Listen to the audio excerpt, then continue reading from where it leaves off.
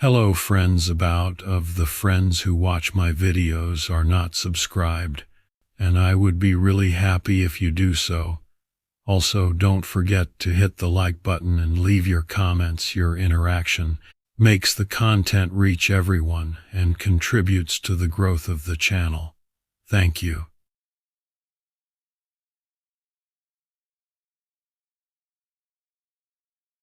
You hit the nail on the head. Sometimes those easy paycheck gigs turn into anything but.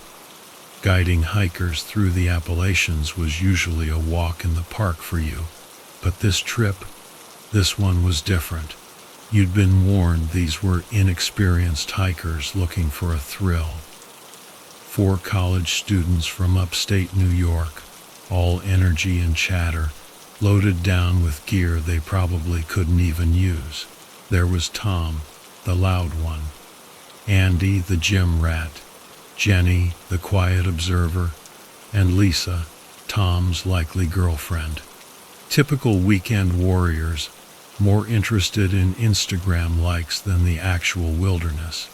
You set off from the trailhead with a plan. Pine Knob, a moderate climb with a great view. Nothing too challenging, but enough to make them feel accomplished. You knew these trails like the back of your hand.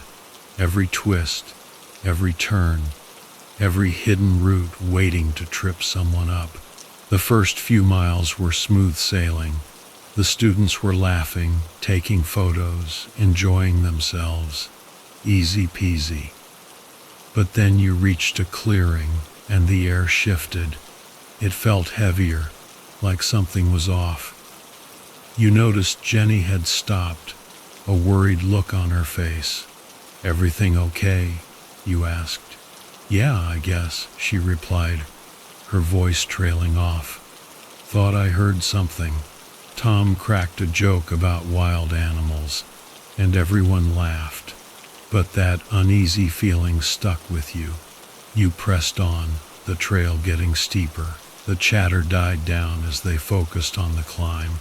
You led them up a narrow ridge, the view opening up to reveal the valley below. For a moment, everyone was captivated. You set up camp near a stream, a picture-perfect spot, remote enough to feel wild, but close enough to the main trail for easy access. As you got the fire going, Andy and Tom decided to explore, while Jenny and Lisa helped with dinner. But as the sun set, you realized the guys had been gone too long. "They should have been back by now," you said, more to yourself than anyone else. "Probably just lost track of time," Lisa offered, but her voice lacked confidence. You gave it another 10 minutes, then decided to go after them. Grabbing your flashlight, you told the girls to stay put. The forest swallowed the light, the beam barely piercing the thick undergrowth.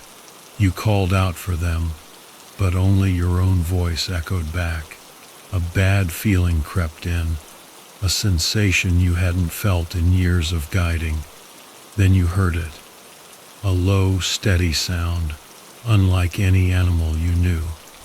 Rhythmic, almost mechanical, but somehow alive. You followed the sound, adrenaline pumping, and then you found them, or what was left of them. Andy's body was draped over a fallen log, his chest ripped open in a way that no animal could have done. Tom's head was twisted at an unnatural angle, his eyes wide and empty. Blood was everywhere. Your stomach churned, but you couldn't fall apart. You had to get back to the girls. As you turned to leave, you saw something moving between the trees. A low shape, like a large dog, but wrong. It was too fast to get a good look, but the glimpse was enough to make you run. You burst back into camp, the girls instantly knowing something was wrong. "We're leaving now," you said, trying to keep the panic out of your voice. They didn't ask questions, just packed up quickly. You led them down the trail, taking shortcuts, putting as much distance as possible between you and whatever was out there. You thought you were safe, but as you neared the parking lot, Jenny stopped. "It's here," she whispered. Before you could react, that same low shape burst from the underbrush, heading straight for her. It was too fast. You didn't have time to think, just act. You grabbed your hunting knife and lunged. The blade connected with something solid. The creature let out a sound like grinding metal, then vanished into the trees. Jenny was shaken, but unharmed. You got everyone in your truck, locked the doors, and drove back to town. You reported what happened, and they launched a search for Andy and Tom. The official report blamed a bear attack. You didn't argue. But as you drove the girls back to their dorm, Jenny broke the silence. "They'll never find it," she said, her voice calm. "But it'll find them." You didn't respond. There was nothing to say. You dropped them off and drove home, locking your doors. Exhausted, you went to bed. The next morning, the news reported 2 more hikers found dead in the same area. "Bear attack," the headlines read. But you knew better, and so did Jenny.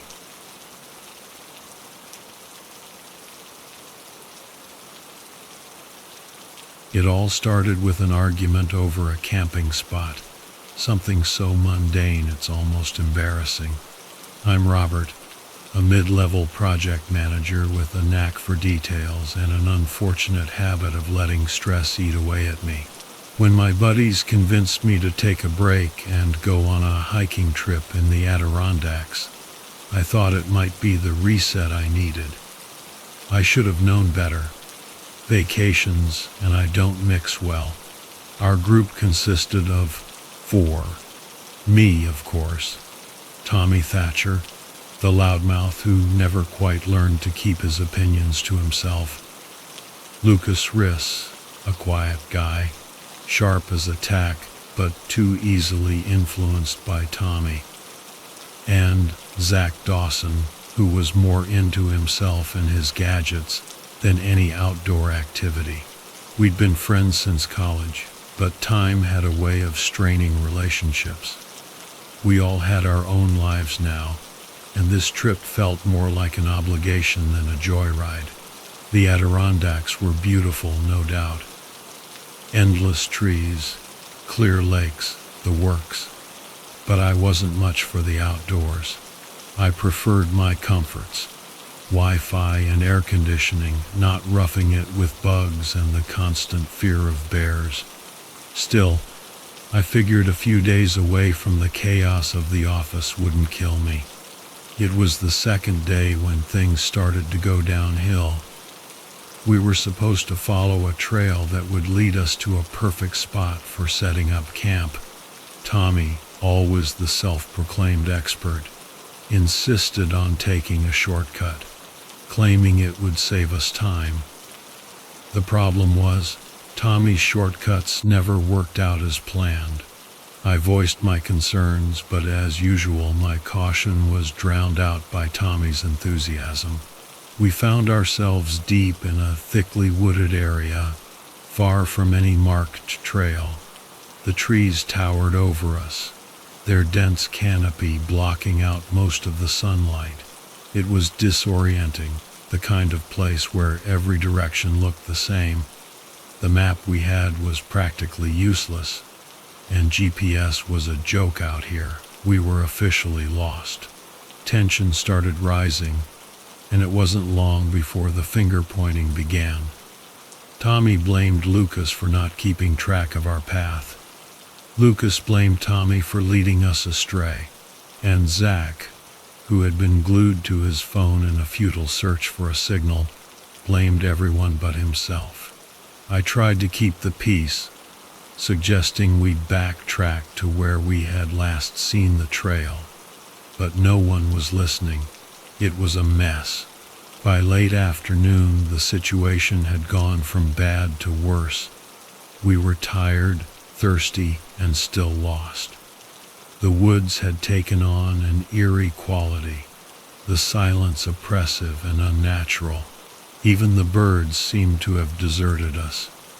It was around then that we found the first signs of something wrong. Lucas was the first to notice it. A strange, claw-like mark etched into the bark of a tree. It was deep. The wood splintered in a way that no ordinary animal could manage. "What do you think did that?" he asked, his voice unusually shaky. "Probably some bear," Tommy said dismissively, though even he didn't sound so sure.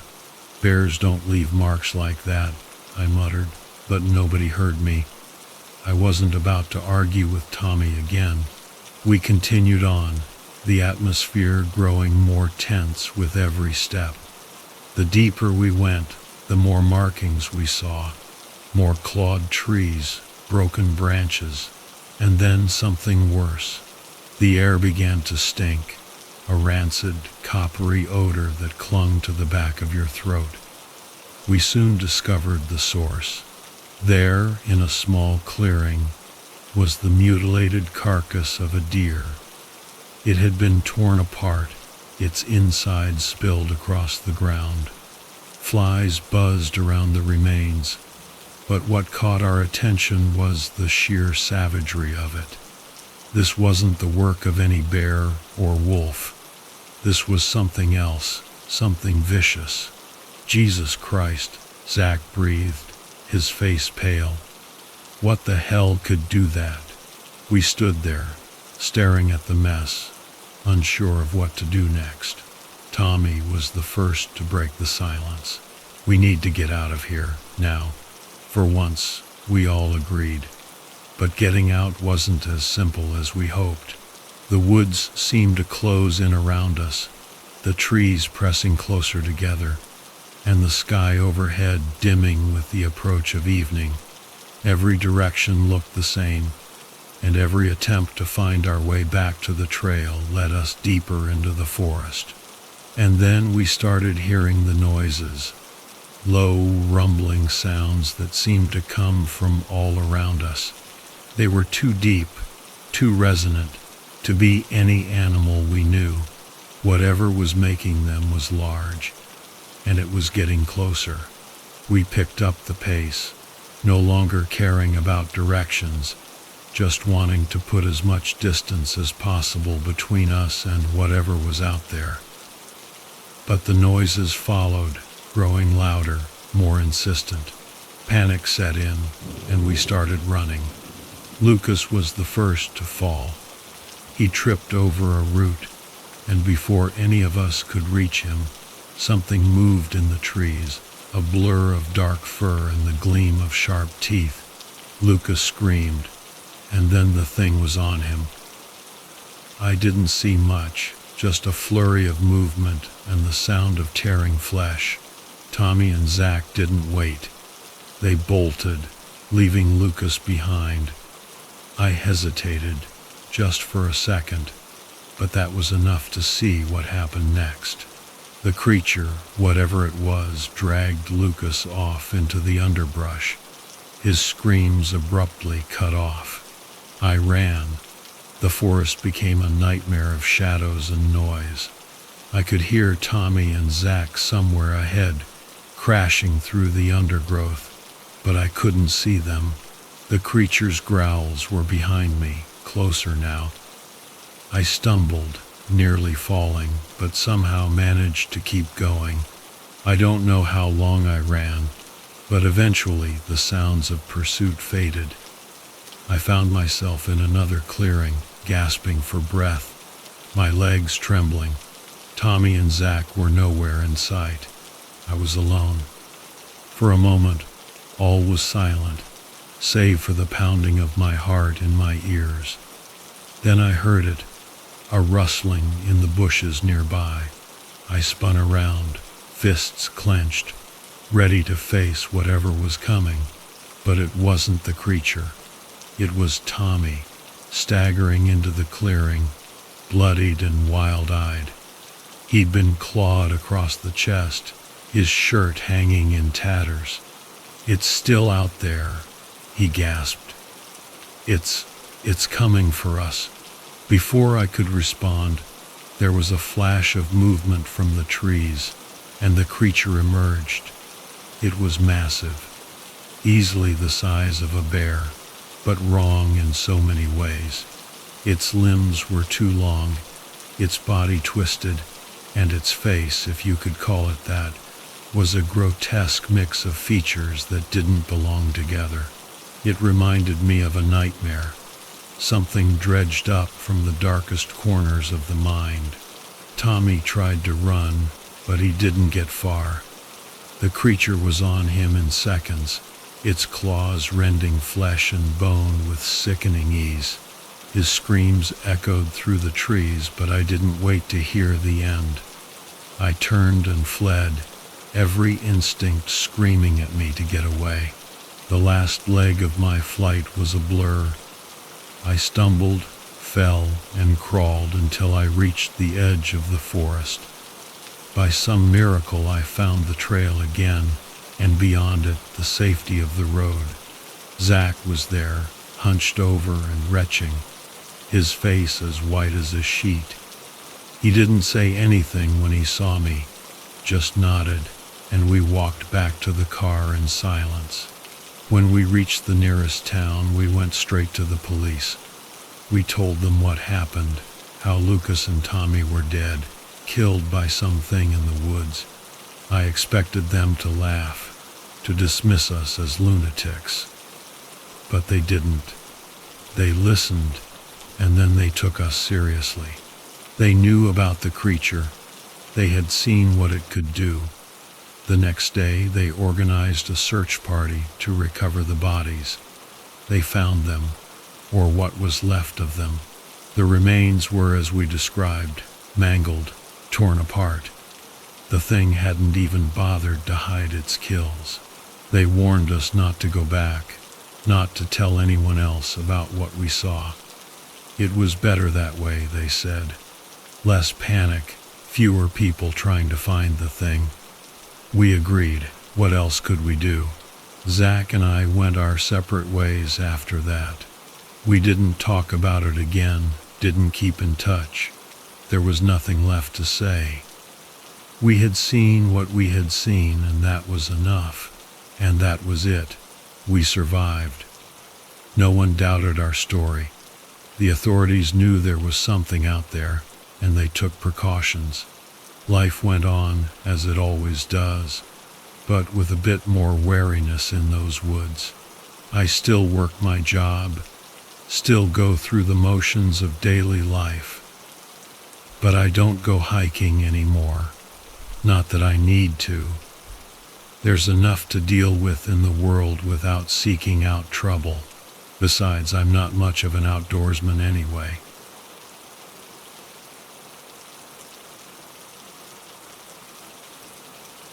It started like any other Saturday morning. Clear sky, a brisk breeze, and that familiar smell of pine needles crunching under my boots. I'd just come off a rough week at work, and all I craved was some peace and quiet, away from the city's noise. So I hit the road, heading for the Appalachians, deep in West Virginia. You know, the kind of place where the trails are deserted and the air is clean. This was back in '97, a time when life felt simpler. I've always been a bit of a lone wolf when it comes to hiking. There's something about being alone in the woods that just clears your head. But this time, I had company. Jake and Grant, two guys I'd known since high school. We weren't exactly best buddies, but we had enough shared history to know we could count on each other. We hadn't seen each other in years, but when Jake called out of the blue suggesting this reunion hike, it felt right. We hit the trail by mid-morning. The first few miles were filled with the usual catching up jobs, relationships, all that stuff that comes with being in your 30s. The trail we chose wasn't too challenging. but it snaked deep into the woods, away from the crowded paths. That's why I liked it. Jake, he was the life of the party, always cracking jokes and telling stories that had us laughing or shaking our heads. Grant was more reserved. He'd been through some tough times, a divorce, a dead-end job, but he had this calm about him, like he'd weather any storm. Me, I was just happy to be out there, letting the rhythm of our footsteps and the rustling leaves drown out the city noise that had been stuck in my head all week. We stopped for lunch by a stream. The sun was high, casting long shadows through the trees. I remember thinking how peaceful it all was, and I guess that's why we didn't notice the change at first.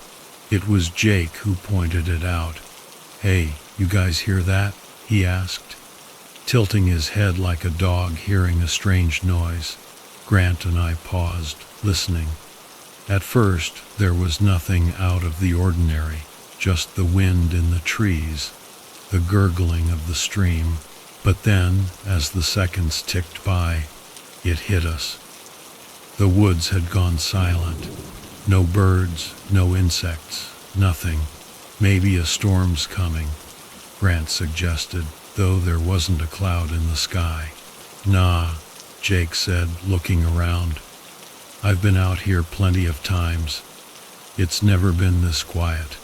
I didn't say anything, but a knot started forming in my stomach. That kind of knot you get when something feels off, even if you can't explain it. We tried to brush it off and kept walking, but the mood had shifted. The laughter was gone, replaced by an uneasy silence. Every crack of a branch underfoot, every rustle in the bushes seemed amplified. We picked up the pace, each of us too stubborn to admit we were spooked, but too uneasy to slow down. The trail led us deeper, and as we rounded a bend, we saw it. At first, it was just a shape, a dark mass lying across the path. But as we got closer, we realized it was a deer, or at least what was left of one. The carcass was torn apart, its insides strewn across the trail like some sick display. "Jesus Christ," Jake muttered, stepping back. "What the hell did this?" Grant knelt beside the remains, his face pale. "A bear, maybe?" he suggested, but his voice lacked conviction. I knew better. I'd seen bears take down deer before, but this wasn't their work. Bears are messy, sure, but they don't leave things like this. This deer looked like it had been shredded. "Let's keep moving," I said, trying to keep the fear out of my voice. The others nodded, and we pushed on, trying to forget the carcass. But the woods wouldn't let us. The further we went, the more we found. Bits of fur, gnawed bones, all scattered like some twisted breadcrumb trail. And then the noises started. Low, distant sounds, like the groaning of old trees in the wind. But there was no wind. It wasn't long before we were practically jogging down the trail, no one saying a word, just the sound of our boots crunching the dirt. I could feel something watching us, an oppressive weight in the air, pressing down on my chest. I kept looking over my shoulder, half expecting to see something lurking in the shadows. Then we heard it, something crashing through the underbrush, coming fast. We broke into a run, the trail twisting and turning through the trees. The sounds behind us grew louder, closer. Whatever it was big and fast. Jake was in the lead, his breath coming in ragged gasps. Grant was right behind him, and I was bringing up the rear, my heart pounding in my ears. I could see the fear in their eyes, the same fear that was gnawing at my gut. Then Just as suddenly as it started, the noise stopped. We stumbled to a halt, panting, our eyes scanning the woods around us. The silence was back, thick and suffocating. "Where'd it go?" Grant whispered, his voice trembling. "I don't know," Jake replied, his eyes wide. "But I don't think we should stick around to find out." We started moving again, slower this time, every step careful and deliberate. But that feeling of being hunted didn't leave us. It was like the woods themselves were watching, waiting. We reached a small clearing, and that's when we saw it. A massive, hulking shape just beyond the tree line. At first I thought it was a bear, but then it stood up on two legs, towering over us. Its body was covered in matted fur, but its proportions were all wrong, too long, too lean, with a head that was too big, like some grotesque caricature of a wolf. It let out a sound that froze my blood. A low rumble that seemed to shake the very ground beneath us. Jake screamed, and that was all it took. We turned and ran, sprinting through the woods, branches whipping at our faces, roots threatening to trip us with every step. I don't know how long we ran, but it felt like hours. My lungs burned, my legs screamed for me to stop. But I didn't dare. I could hear the thing crashing through the woods behind us, gaining ground. It was playing with us, I realized, like a cat with a mouse before the kill. We burst out of the woods onto a gravel road, and for a moment I thought we were safe. But then I heard Grant cry out, and I turned just in time to see him go down.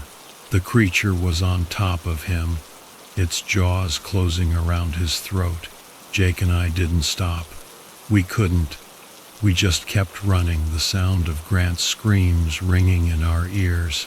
We reached the trailhead, and there, parked by the side of the road, was an old pickup truck. Jake yanked the door open, and we both piled in, slamming the doors behind us. I fumbled with the keys, my hands shaking so badly I could barely get them in the ignition. The engine roared to life, and I slammed my foot on the gas. The truck lurched forward, gravel spraying from the tires as we sped down the road. I didn't look back. I didn't have to.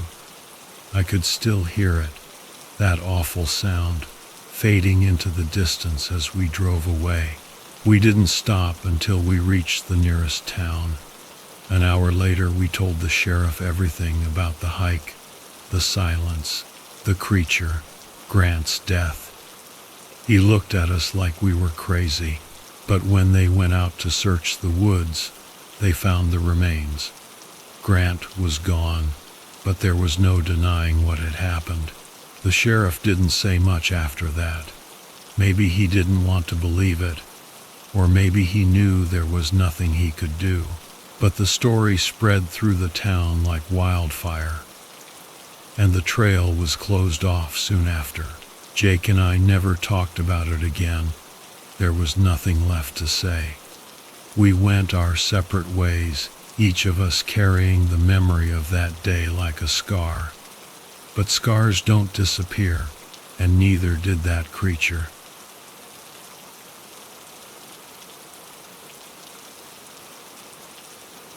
I've always been a loner, drawn to the quiet of the woods. Growing up in Kentucky, I spent most of my time exploring the thick forests and climbing the steep hills around our small town.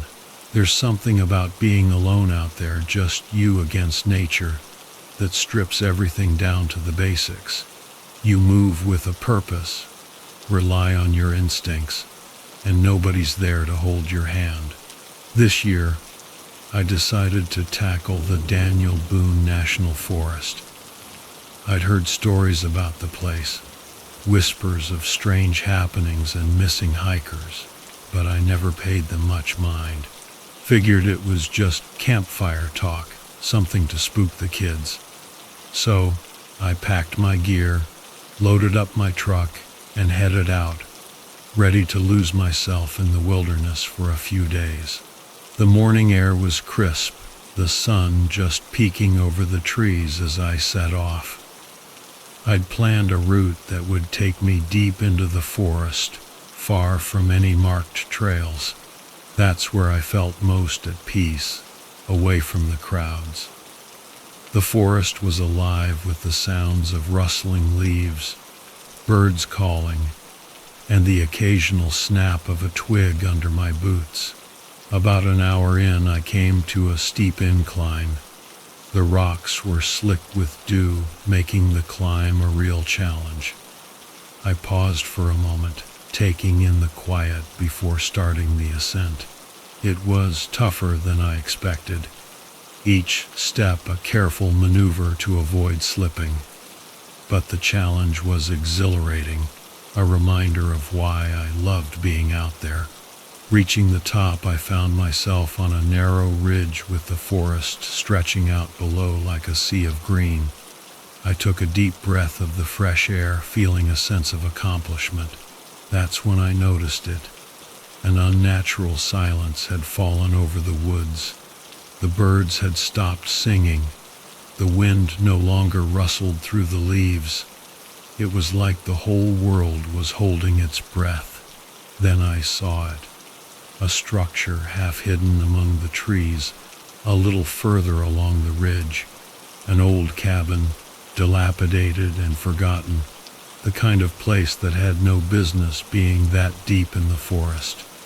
Curiosity got the better of me, and despite a nagging feeling of unease, I headed towards it. Up close, the cabin was in even worse shape. The wood was rotting, the windows were shattered, but there was something about it that drew me in. I pushed open the door, and it creaked loudly, like it was warning me away. Inside, it was just as I expected, dusty and abandoned, with furniture that looked like it hadn't been touched in decades.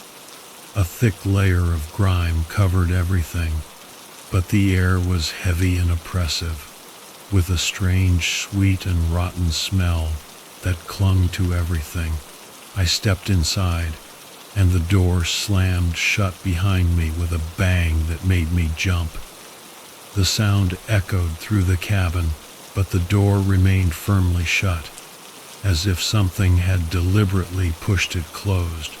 I tried to shrug it off, blaming the wind, though I knew there wasn't even a breeze outside. Still, I wasn't going to let a creaky old door spook me. The cabin was small, just one main room with a kitchen area and a cot pushed against the far wall. There were signs that someone had lived here once, long ago.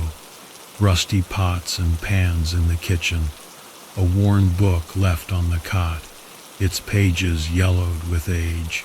I picked up the book, brushing off the dust. It was a journal, the cover cracked and brittle. The first few entries were ordinary, recounting the daily life of whoever had lived here, weather observations, notes on hunting and fishing. But as I flipped through the pages, the entries became more erratic, more disjointed. The handwriting grew frantic. The words scrolled across the pages in a hurry. The last entry was almost illegible, but I could make out a few phrases. Can't escape it. It knows. God help me. My heart started pounding, and a cold sweat broke out across my forehead. The air in the cabin felt thicker, harder to breathe. I put the journal down and turned to leave, but something caught my eye. Movement in the corner of the room, a shadow that shouldn't have been there. I froze, my mind racing, trying to rationalize what I was seeing. Just a trick of the light, I told myself. Just my imagination playing tricks after reading that creepy journal. But the shadow moved again, and this time I knew it wasn't my imagination. It was real. and it was coming closer. My instincts kicked in, and I backed up towards the door, my hand fumbling for the handle. I had to get out of there, back to the safety of the open forest, but the handle wouldn't budge. It was like the door was sealed shut. Panic set in, my breath coming in short, rapid gasps. The shadow was almost upon me, and I could feel an intense heat radiating from it, like standing too close to a roaring fire. With a desperate shove, I threw myself against the door, and it burst open, sending me sprawling onto the ground outside. I scrambled to my feet, my heart racing, and took off running without looking back. I didn't know where I was going, only that I had to put as much distance between myself and that cabin as possible. The forest seemed to close in around me, the trees a blur as I tore through the undergrowth. I didn't stop until I was sure I was far enough away, my lungs burning from the effort. I leaned against a tree, trying to catch my breath, my mind reeling from what had just happened. It wasn't just fear that gripped me, but something deeper, something more primal. I didn't want to believe it, didn't want to acknowledge that what I'd seen was real. But then I heard it, a low rumbling sound, like something heavy moving through the forest, crushing everything in its path. It was coming from the direction of the cabin, and it was getting closer. My instincts screamed at me to run, but I was rooted to the spot, unable to move. The sound grew louder, more distinct, and I realized with horror that it wasn't just one thing. It was many, all moving together, all headed straight for me. I forced myself to move, to run faster than I'd ever run in my life. My mind was in overdrive, every fiber of my being focused on survival. I could hear them behind me now, crashing through the trees, their snarls and growls filling the air.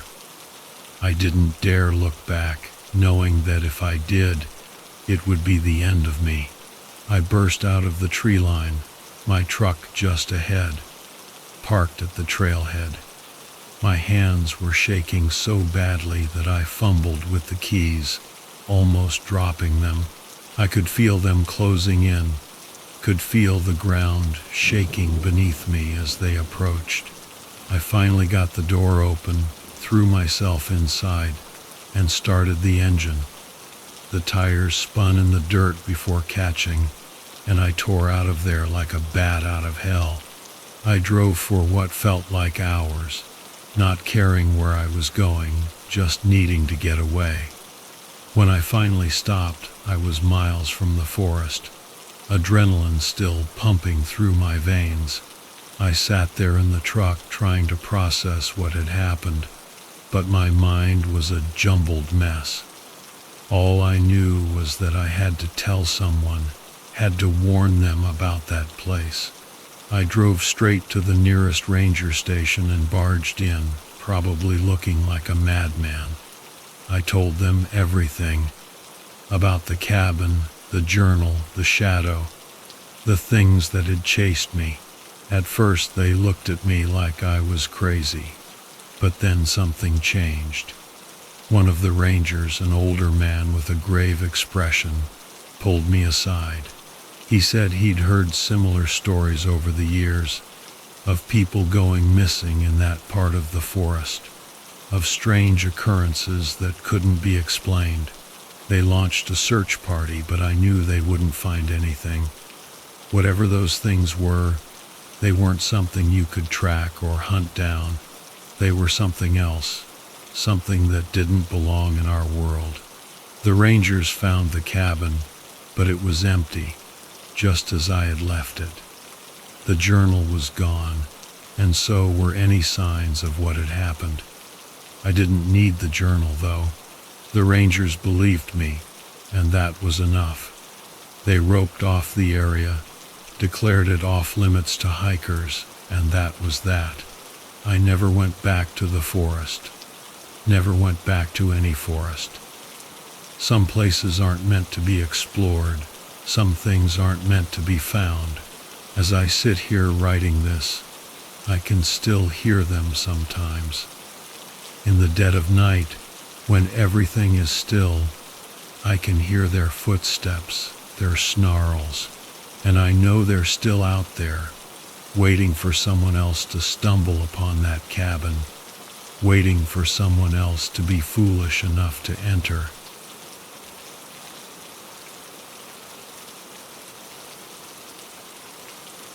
I'd never been much of a hiker, but after losing my job in '98, my fiancée Leslie suggested I take some time to clear my head.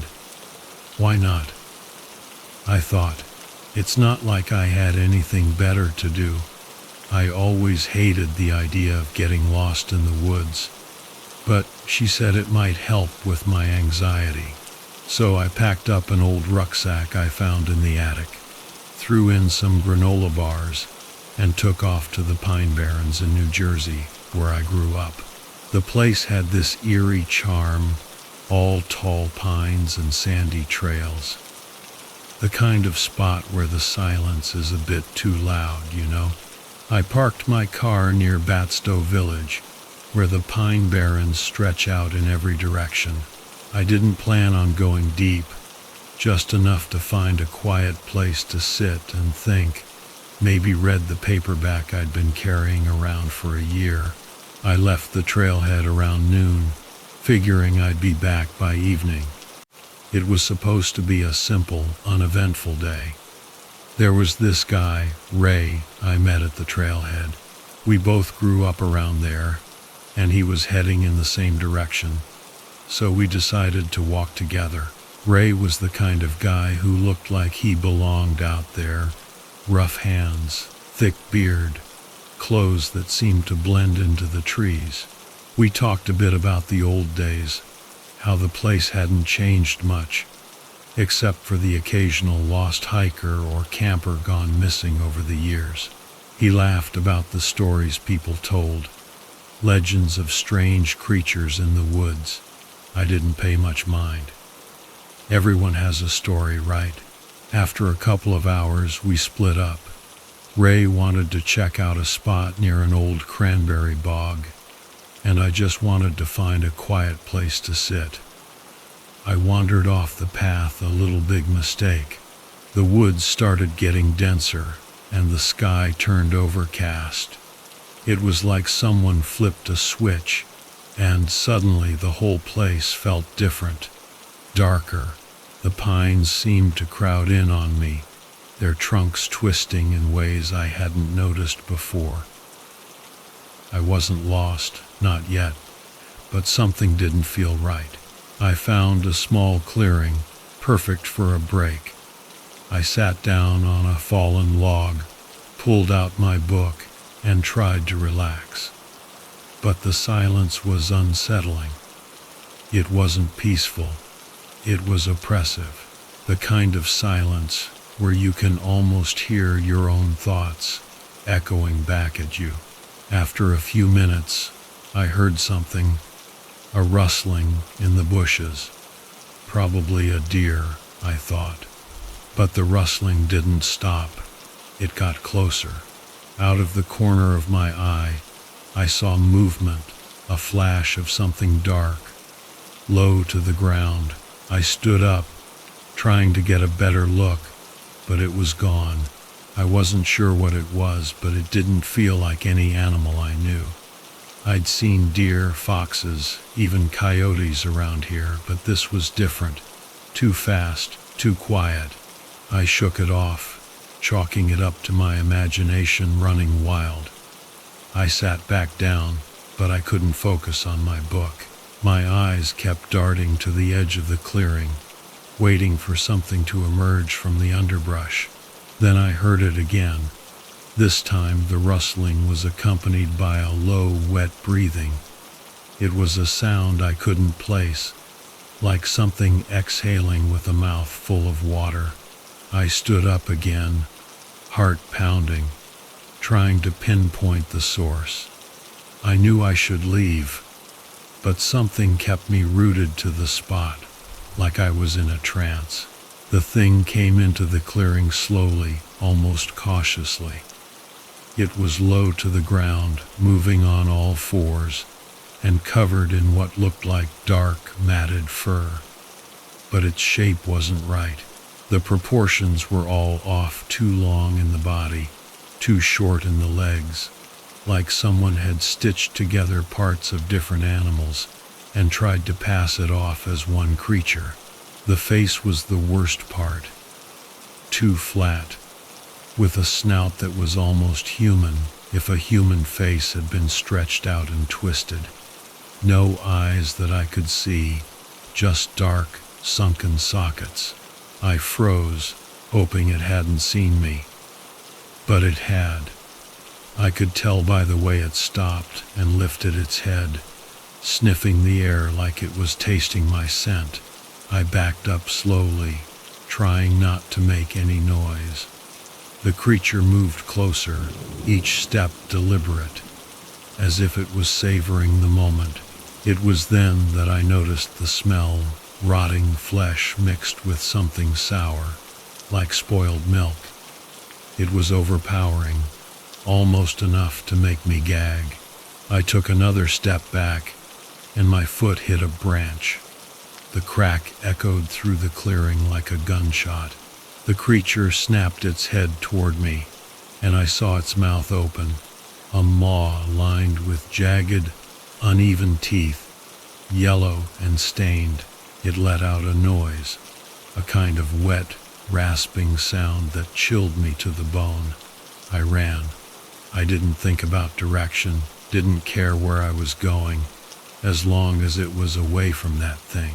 I heard it behind me, crashing through the underbrush, closer than it should have been. I ran harder, my breath coming in ragged gasps, legs burning, lungs screaming for air. The ground was uneven, roots and branches tripping me up, but I didn't dare slow down. I burst out of the trees and onto the edge of the cranberry bog. The ground was soft and wet, and my foot sank into the mud, nearly sending me face first into the muck. I scrambled to stay upright, and that's when I heard Ray's voice. "Get down!" he shouted. I didn't think. I just dropped to the ground. Something whizzed past me, Ray's hunting rifle. The sound of the shot rang in my ears, deafening in the stillness of the bog. I rolled over in time to see the creature stumble, a gaping hole in its side, black ichor oozing out. It let out a shriek, something that sounded almost like a human cry, and then collapsed, twitching. Ray came over, panting, rifle still trained on the thing. "You okay, man?" he asked, but I couldn't answer. I just nodded, trying to catch my breath. Ray kept the gun pointed at the creature until it stopped moving, and then he nudged it with his boot, making sure it was dead. "What the hell is that?" I finally managed to ask, my voice trembling. Ray shook his head. "I don't know, but it's not the first time I've seen one out here. It's like the forest spits these things out every few years. The locals have a name for it, but I don't think anyone really knows what they are." We stood there for a long moment, staring at the body. It was wrong in every sense of the word, an abomination that didn't belong in this world. But it was dead, and that was all that mattered. Ray eventually turned to me. "Let's get the hell out of here," he said. I didn't argue. We left the creature where it lay, its twisted form sinking slowly into the bog. The smell lingered in the air as we made our way back to the trail, but I didn't look back. When we got to the parking lot, I asked Ray what he was going to do.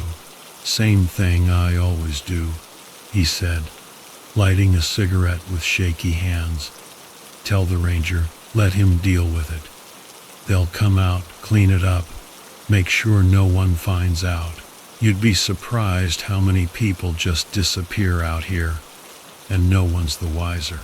I didn't say anything. I just got in my car, hands still trembling as I gripped the wheel. Ray gave me a nod, like we'd shared something unspoken, something no one else would understand.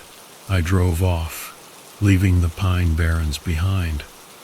But I knew I'd never be able to forget what happened out there. As I pulled onto the highway, the sun finally broke through the clouds, casting long shadows across the road. I didn't feel relieved, just numb.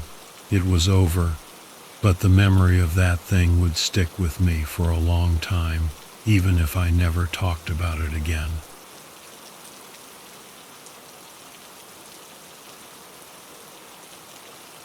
I get it. Not everyone's cut out for the hardcore hiker life. Some of us prefer our nature with a side of comfort. But hey, life throws curveballs, right? Losing your job at the factory probably wasn't part of the plan, but it sounds like it opened up a door to something unexpected. So, you're hanging out, trying to figure out what to do with all this newfound free time, when your buddy Lionel calls. Lionel, the adventurous type, always up for a challenge. He's got that infectious energy that makes even the most ordinary stuff seem exciting. And let's be honest, you could use a little excitement in your life. Next thing you know, you're packing your backpack and heading to the Cascades with Lionel. It's one of those perfect September mornings, crisp start, but with the promise of warmth later on. You've got your water, your trail mix, a flashlight, and a map that Lionel insisted you bring, even though he knows the trail like the back of his hand. He's got his fancy GPS watch and a machete strapped to his side, looking like he's about to discover a lost city. You're not so sure about all this, but you keep your doubts to yourself. After all, what could go wrong on a well-marked trail in a national park? Turns out, plenty. The trailhead is buzzing with other hikers. You recognize some local faces, a family with kids geared up in brand new hiking clothes, and a couple of college kids who look more ready to party than hike. Lionel gives them a nod, but you both keep your distance, wanting to enjoy the quiet of the woods. The first few hours are pretty uneventful. You follow the trail through the pines, over creeks, the air filled with the sounds of nature. You and Lionel don't talk much, which is fine by you. He's in his element, navigating the trail with ease while you're just trying to keep up. The sunlight filtering through the trees makes the forest look like something out of a fairy tale. Around noon, you stop for lunch on a rocky outcrop with an amazing view of the valley. Lionel pulls out some sandwiches, and you eat in silence, taking it all in. It's peaceful, the kind of moment that makes you forget about all your worries. You start to think maybe this hiking thing isn't so bad after all. You pack up and continue on, the trail getting steeper. The other hikers have disappeared, and it's just you and Lionel. The forest gets thicker, the trees older and taller. The air is cooler, seeping into your bones. You notice Lionel checking his GPS more often, a worried look on his face. You sure we're on the right path, you ask, trying to hide your nervousness. Yeah, just a little off course, he says, not looking up from his watch. Don't worry, I know this area like the back of my hand. But something in his voice doesn't sound right. Lionel's always been confident, but now there's an edge to his voice, a hint of doubt that makes your stomach churn. The trail has practically disappeared, and you're pushing through dense undergrowth. Lionel is quiet, focused on getting you back on track. After another hour, you reach a small clearing. An unnatural silence hangs in the air. The ground is marshy, and the trees are different here, older, gnarled, with almost black bark. You feel a chill, a sense of wrongness that makes the hairs on your neck stand up. "Let's take a break," Lionel says, his voice tight. He scans the trees like he's expecting something to jump out at you. You drop your pack and sit on a fallen log, trying to catch your breath. Lionel pulls out the map, tracing the lines with his finger. He mutters to himself, frustration building on his face. "Are we lost?" you finally ask. "Not lost," he snaps, then softens his tone. "Just off the main trail. It's nothing we can't handle." But his eyes are darting around, restless. And that's when you hear it, a low rumbling sound, like something moving underground. "Did you hear that?" you ask, your voice barely a whisper. Lionel freezes. "Hear what?" "That noise, like something moving underground." He listens. For a moment there's nothing but the wind and the birds. Then it comes again, louder, closer. A deep vibration that you can feel in your chest. Lionel's face goes pale. "Pack up. We're moving." You don't argue. You stuff the map back in your pack and follow Lionel as he hurries back the way you came. But the trail is gone. You stumble through the undergrowth, the sound getting louder, more insistent. You want to ask what's going on, but the look on Lionel's face stops you. He's terrified, and that terrifies you. You're practically running now, but the sound follows you. The ground vibrates, the trees sway, and then you see it. A dark shape, massive, moving between the trees ahead. It's too big to be an animal, too fast to be anything natural. Like a solid shadow with a form you can't quite make out. "Run!" Lionel shouts. You sprint through the trees, your feet slipping on the damp ground. But no matter how fast you run, the thing is faster. You can feel it behind you. Hear the trees groaning as it passes. There's no outrunning it. Lionel trips and falls. You stop to help him up, but he shoves you away. "Go, get out of here." But you can't leave him. You grab his arm, pull him to his feet, and you run. But it's too late.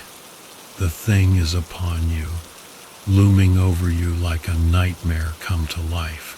It doesn't make a sound, but you can feel its presence, its malice. Lionel shoves you again, sending you stumbling forward. You turn to see him draw his machete, his face grim. "Get out of here," he shouts again, swinging the blade.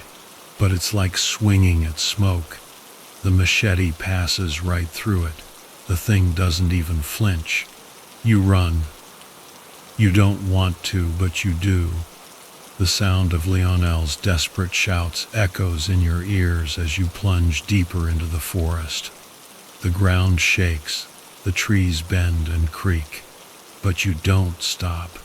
You burst into another clearing, even darker than the last. The trees are twisted, their branches like skeletal hands. The ground is littered with bones, animal bones, human bones, you can't tell. They crunch under your feet as you run. And then, as suddenly as it started, the sound stops. The forest is silent again. You collapse to the ground, exhausted, your body trembling.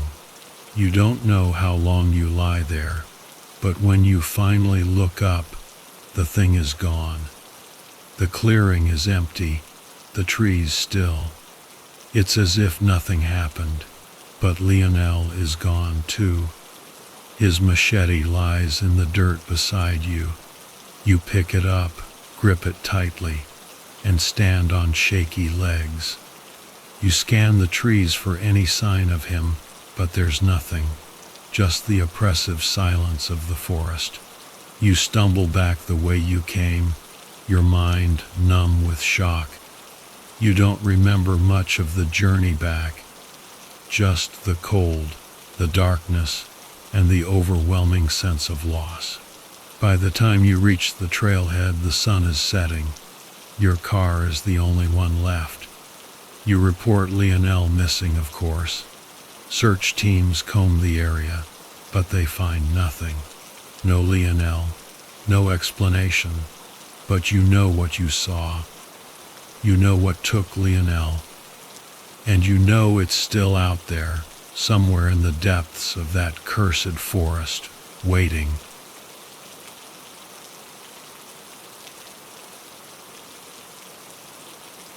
They say that the winds of West Virginia carry whispers of the past, but I never believed it, not until the summer of 1999. I was a man who thrived on the silence of the Appalachian wilderness, far from the noise of the city. I found comfort in the woods, in the solitude they offered. My name is Ella, a lifelong outdoorsman with a penchant for long hikes and the rugged embrace of the mountains. I wasn't looking for trouble. I was just looking for peace. That day I set out on the CER trail, a path not often traversed by the weekend hikers who preferred the more popular routes. CER was known for its ghost town remnants of the coal mining era, abandoned and left to rot in the shadow of the mountains. The trail, winding and overgrown, was a challenge I welcomed, a test of endurance and navigation. My friend Jake Canover, a wiry man with a crooked smile, joined me. We had been hiking together for years, sharing stories of our glory days, but this was our first time on CER. Jake had a sharp wit, often joking about the dangers of the woods, though we both knew the only real threats were the occasional black bear or the rare timber rattlesnake. The air was thick with humidity, the kind that clung to your skin and made every breath feel like you were drinking water. The trees towered over us, their branches casting dark shadows that danced on the forest floor as the wind rustled the leaves.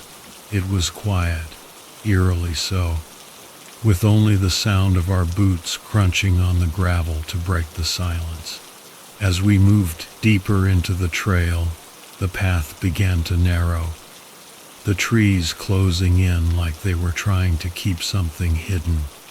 I noticed at first a strange smell, musky and putrid, like rotting flesh. Jake picked up on it too, his laughter fading as he wrinkled his nose. "You smell that?" he asked, his voice low. "Yeah," I replied, scanning the underbrush for any sign of a dead animal. "Probably just a deer carcass, but it's strong." We pressed on, the stench growing stronger with each step. The trail led us to an old, crumbling mine entrance, half hidden by overgrown vines and moss, a relic from the days when the mountains were alive with the clamor of pickaxes and coal cars. The darkness inside the mine was impenetrable, a black void that seemed to swallow the light. Jake chuckled nervously. "You want to go in there? Might find a chest of gold or something." I shook my head. Gold's long gone, and so is anything worth finding. But the smell, it's coming from the mine. I know it, and you do too.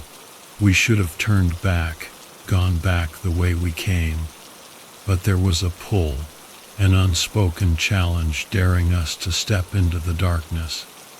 We decided to skirt the entrance, continuing down the trail, but the smell followed us, lingering like an unwanted companion, and then we heard it, a low, almost imperceptible sound, like a breath or a whisper.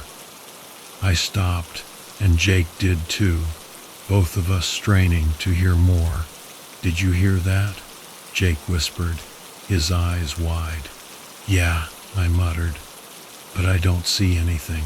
The trees around us felt oppressive, as if they were closing in, and the silence became a tangible weight. The hair on the back of my neck stood up, and I felt the first prick of fear, like a knife against my spine. We continued, but slower now, our senses on high alert. And then we saw it, something moving in the underbrush ahead of us. It was low to the ground, slinking between the trees with a fluidity that no animal should have. It was big, much bigger than a bear, and its movements were too deliberate, too calculated. "Jesus, what the hell is that?" Jake breathed, his voice trembling. I didn't answer. I didn't know. The creature, whatever it was, had a form that defied logic, like a cross between a mountain lion and something far more primal. Its skin was taut and leathery, stretched over bones that jutted out at odd angles. Its legs were long, too long, and it moved with an unnatural grace. We backed away slowly, not daring to turn our backs on it, but as we did, it turned its head towards us, and I saw its eyes. They weren't like any animal's eyes I had ever seen, not glowing but deep and dark like endless pits. "Run," I whispered, and we did. We ran like hell through the thick woods, the trail forgotten in our panic. I could hear Jake's breath coming in ragged gasps beside me, and the sound of something crashing through the underbrush behind us. The thing was chasing us, and it was fast. I tripped, my foot catching on a root, and I went down hard. Jake stopped, turning to help me up. But before he could reach me, the creature was upon him. It moved with a speed that blurred the edges of its form, and then I heard Jake scream, a sound that will haunt me forever if I allow it. I scrambled to my feet, grabbing the nearest branch, ready to swing, but it was too late. The thing was on Jake, its jaws that were too wide, too sharp, clamped down on him. The sound of bones snapping, the wet, sickening crunch of flesh tearing. It was over in seconds, and then it turned to me. I swung the branch as hard as I could, connecting with its head, and it recoiled with a snarl. There was a moment, a brief flicker of time, where it seemed to consider me, to decide if I was worth the effort, and then it bolted, disappearing into the woods, leaving me standing there, panting and covered in Jake's blood. I didn't wait to see if it would come back. I ran. I don't remember how long I ran or how I found my way back to the trail, but when I finally stumbled into the clearing near the old mine entrance, I collapsed. I could hear my own heart beat, loud in my ears, and the silence of the woods was deafening. Jake was dead. There was no question about it. His body was mangled, left like a broken doll, but it wasn't gone, and that was something. When the park rangers found me, babbling about the creature, about what had happened, they didn't believe me, not until they saw what was left of Jake. I don't know what that thing was. I don't want to know. But the woods took something that day, and I never went back to find it. There are places in this world that aren't meant to be explored, things that aren't meant to be seen. And as I sat in the ranger's cabin, bandaged and exhausted, I realized that the peace I had once found in the wilderness was gone. I wouldn't return to those mountains again. Some trails are better left untraveled. In the days that followed, the rangers scoured the area, but they found nothing. No sign of the creature, no trace of its existence beyond what it did to Jake. But I knew what I had seen. They believed me because of Jake's body, but they also knew better than to keep looking. I left West Virginia soon after, never to return, but I know it's still out there, in those woods, waiting for the next unsuspecting soul to wander too far from the beaten path.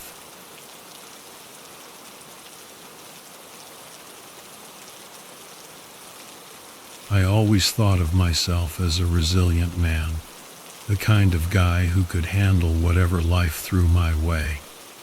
My name is Victor DeWitt, and back in 1999, I was stuck in a dead-end job in Pittsburgh, punching the clock in a soulless office, living for the weekends when I could escape to the great outdoors.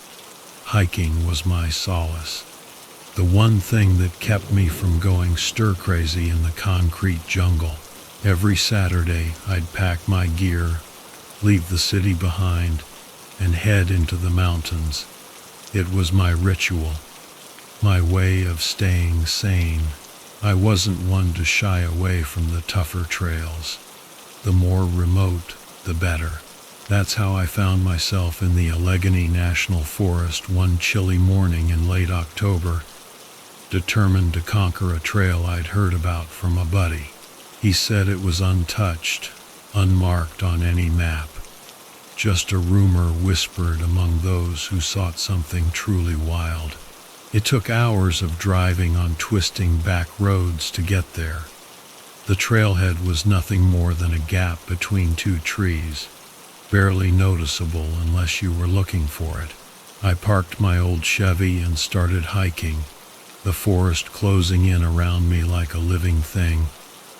The trees were tall, ancient, their branches knotted and twisted like the veins of an old man's hand.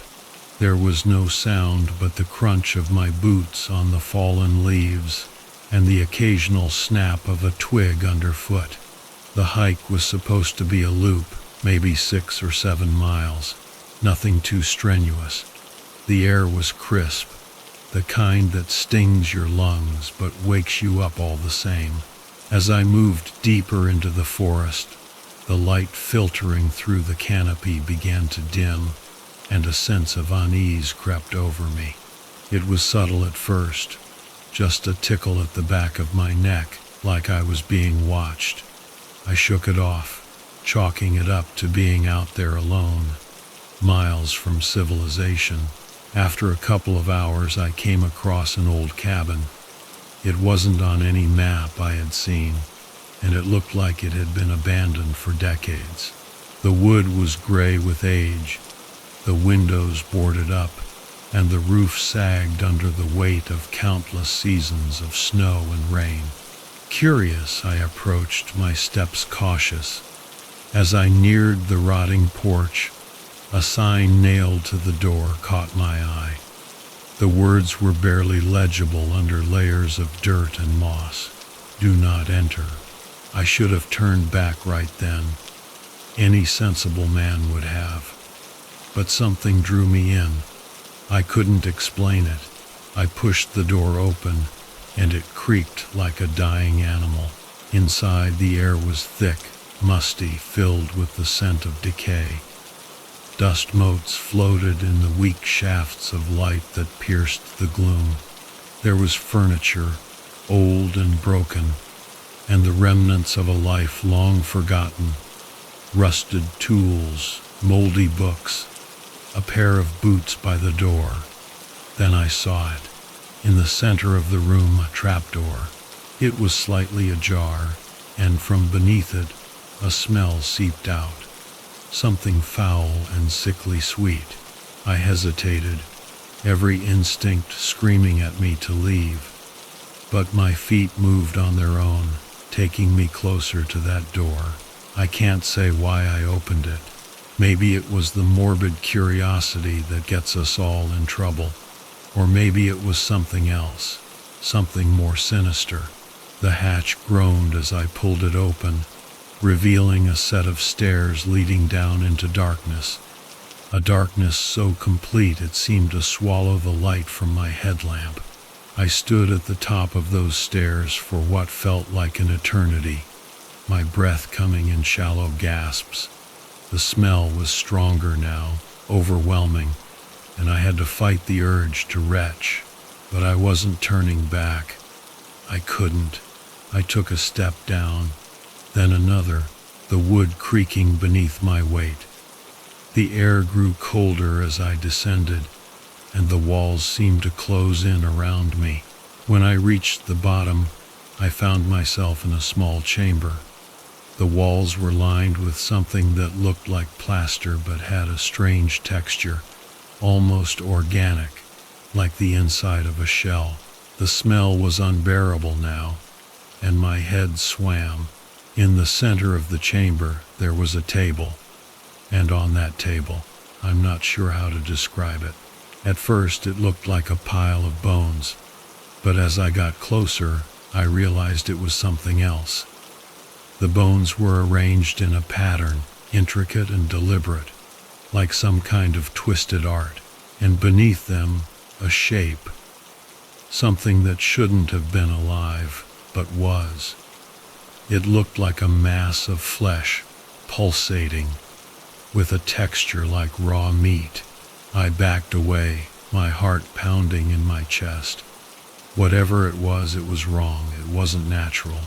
I turned to leave, but then I heard it, a low, wet sound, like something being dragged across the floor. I whipped around, and that's when I saw it. The thing on the table moved, slowly, agonizingly. It began to rise, the bones clattering as they fell away. And beneath the flesh, I saw eyes. Not human, not animal, but something in between.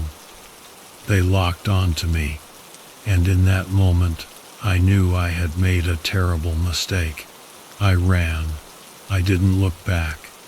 The stairs seemed longer now, the darkness thicker, like it was trying to pull me back down. I burst out of the cabin, gasping for air, and sprinted into the woods. The sun was lower in the sky, casting long shadows that seemed to reach for me as I ran. But I didn't stop. I couldn't.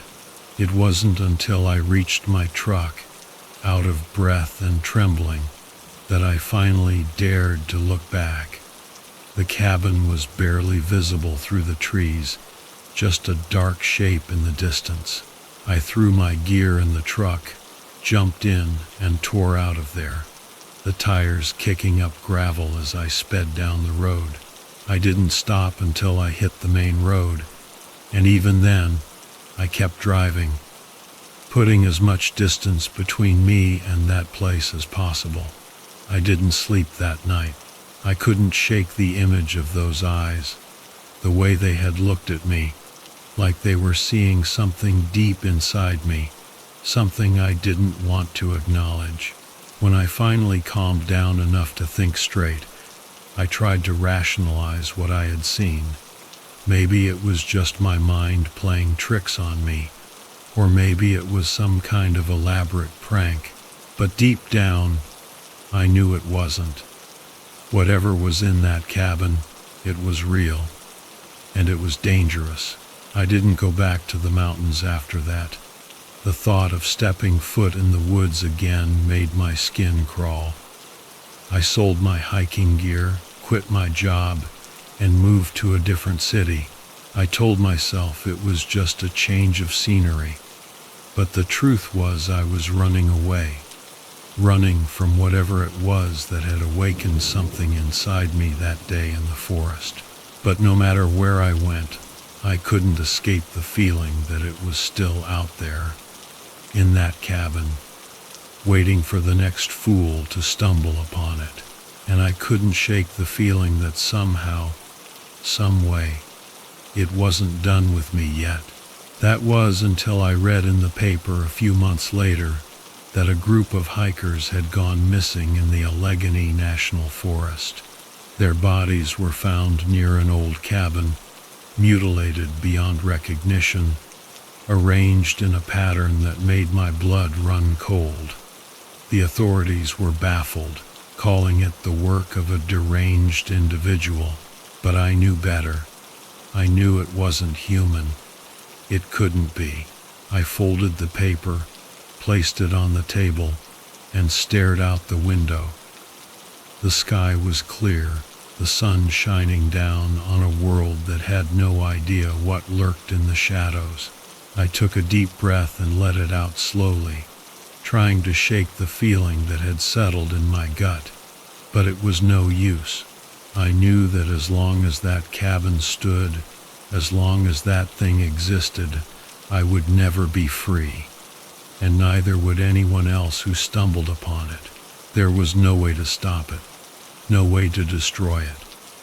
All I could do was hope that I could stay far enough away, keep moving, and pray that it never found me again.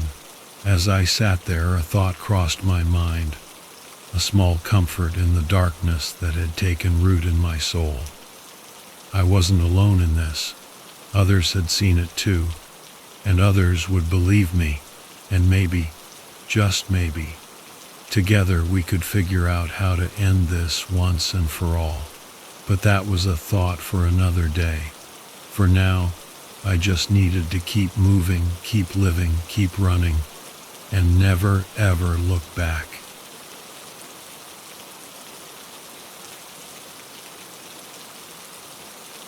The morning air was crisp, filled with that sharp pine scent that always cleared my head.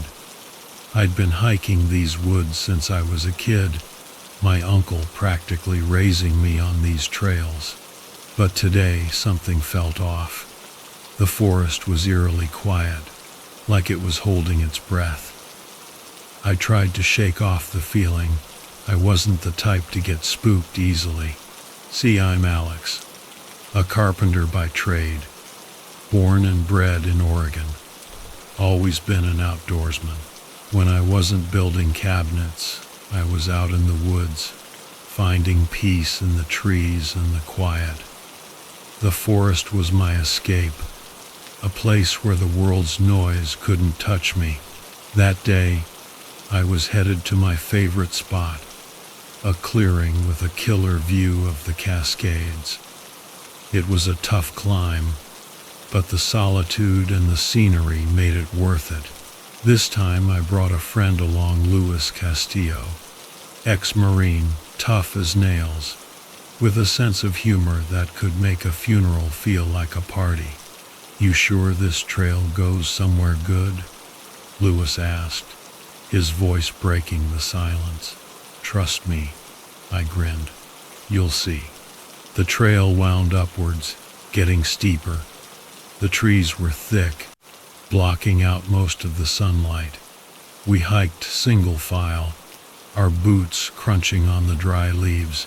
After about an hour, we reached the clearing, and damn, the view never disappointed. Mountains stretching out forever, their peaks dusted with snow. The forest below looked like a sea of green. It was peaceful, almost too peaceful. "You weren't kidding, Roscoe," Luis said, admiring the view. "This is something else." We sat down, took a swig of water, and just soaked it all in. But then something caught my eye, a flicker of movement in the trees, just a glimpse of something dark darting through the undergrowth. I squinted, trying to get a better look, but it was gone. "You see that?" I asked Luis. "See what?" "I thought I saw something moving over there." Luis shrugged. "Probably just a deer." "Yeah, maybe," I said. But that uneasy feeling was back, stronger this time. We finished our break and started back down. The descent was always harder on the knees, and we fell into a comfortable silence. But that feeling wouldn't leave me alone.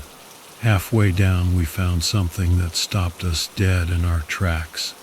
A deer carcass, lying right in the middle of the trail. It looked fresh, but something was wrong. The animal was ripped open, its ribs exposed, and its head was missing, cleanly cut off. "What the hell?" Lewis muttered, kneeling down for a closer look. I scanned the trees, my hand instinctively going to the knife on my belt. "This isn't right, Lewis." "No, it's not," he agreed, standing up. "We should get moving." We picked up the pace, both of us on high alert. The forest seemed to press in on us. Every sound made us jump, and then we heard it, a low, almost inaudible sound, like something large moving through the underbrush. We froze, listening. It was coming from behind us, maybe 50 yards back. Whatever it was big, and it was following us. "Let's not stick around to find out what that is," I said, my voice tight. We practically jogged now, our eyes darting around. The sound behind us got louder, closer. I didn't want to look back, but I could feel it gaining on us. We burst out of the tree line onto an old logging road. But the thing chasing us didn't stop. It emerged from the woods, and for the first time I got a good look. It was like nothing I'd ever seen. 7 feet tall, covered in thick fur, with unnaturally long limbs and claws that looked like they could tear through steel. It didn't have a face, just a maw full of jagged teeth. "Keep running," I yelled. We sprinted down the road, the creature right behind us. The road was steep, and we were moving fast, almost losing our footing.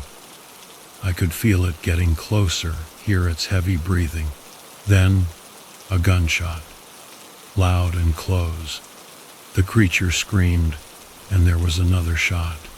It stumbled, veered off the road, and crashed into the trees. Lewis and I skidded to a halt, gasping for air. Further down the road, an older man stood with a rifle. "You boys all right?" he called out. "Yeah, I think so," Lewis managed to say, his voice shaky. The man walked over to where the creature lay, still twitching. He fired another shot into its head, and it finally went still. "What the hell is that thing?" I asked, my voice trembling. "Don't know," the man said. "But it's not the first time I've seen one. Name's Ellis. Live up in those hills. Whatever this is, it's been taking livestock and pets for years. Thought it was just coyotes until I saw one of these bastards myself." We stood there, staring at the creature's lifeless body. It was real. Whatever it was real, and it was dead. "Better get out of here," Ellis said, kicking the body. "I'll take care of this." We didn't argue. Lewis and I headed down the road, our legs still shaky. When we reached the trailhead, I looked back, half expecting to see that thing following us. But the road was empty, and the forest was silent. We got in Lewis's truck, and as we drove away, I couldn't shake the feeling that this wasn't over. But for now, we were safe. And that was all that mattered. I didn't look back again.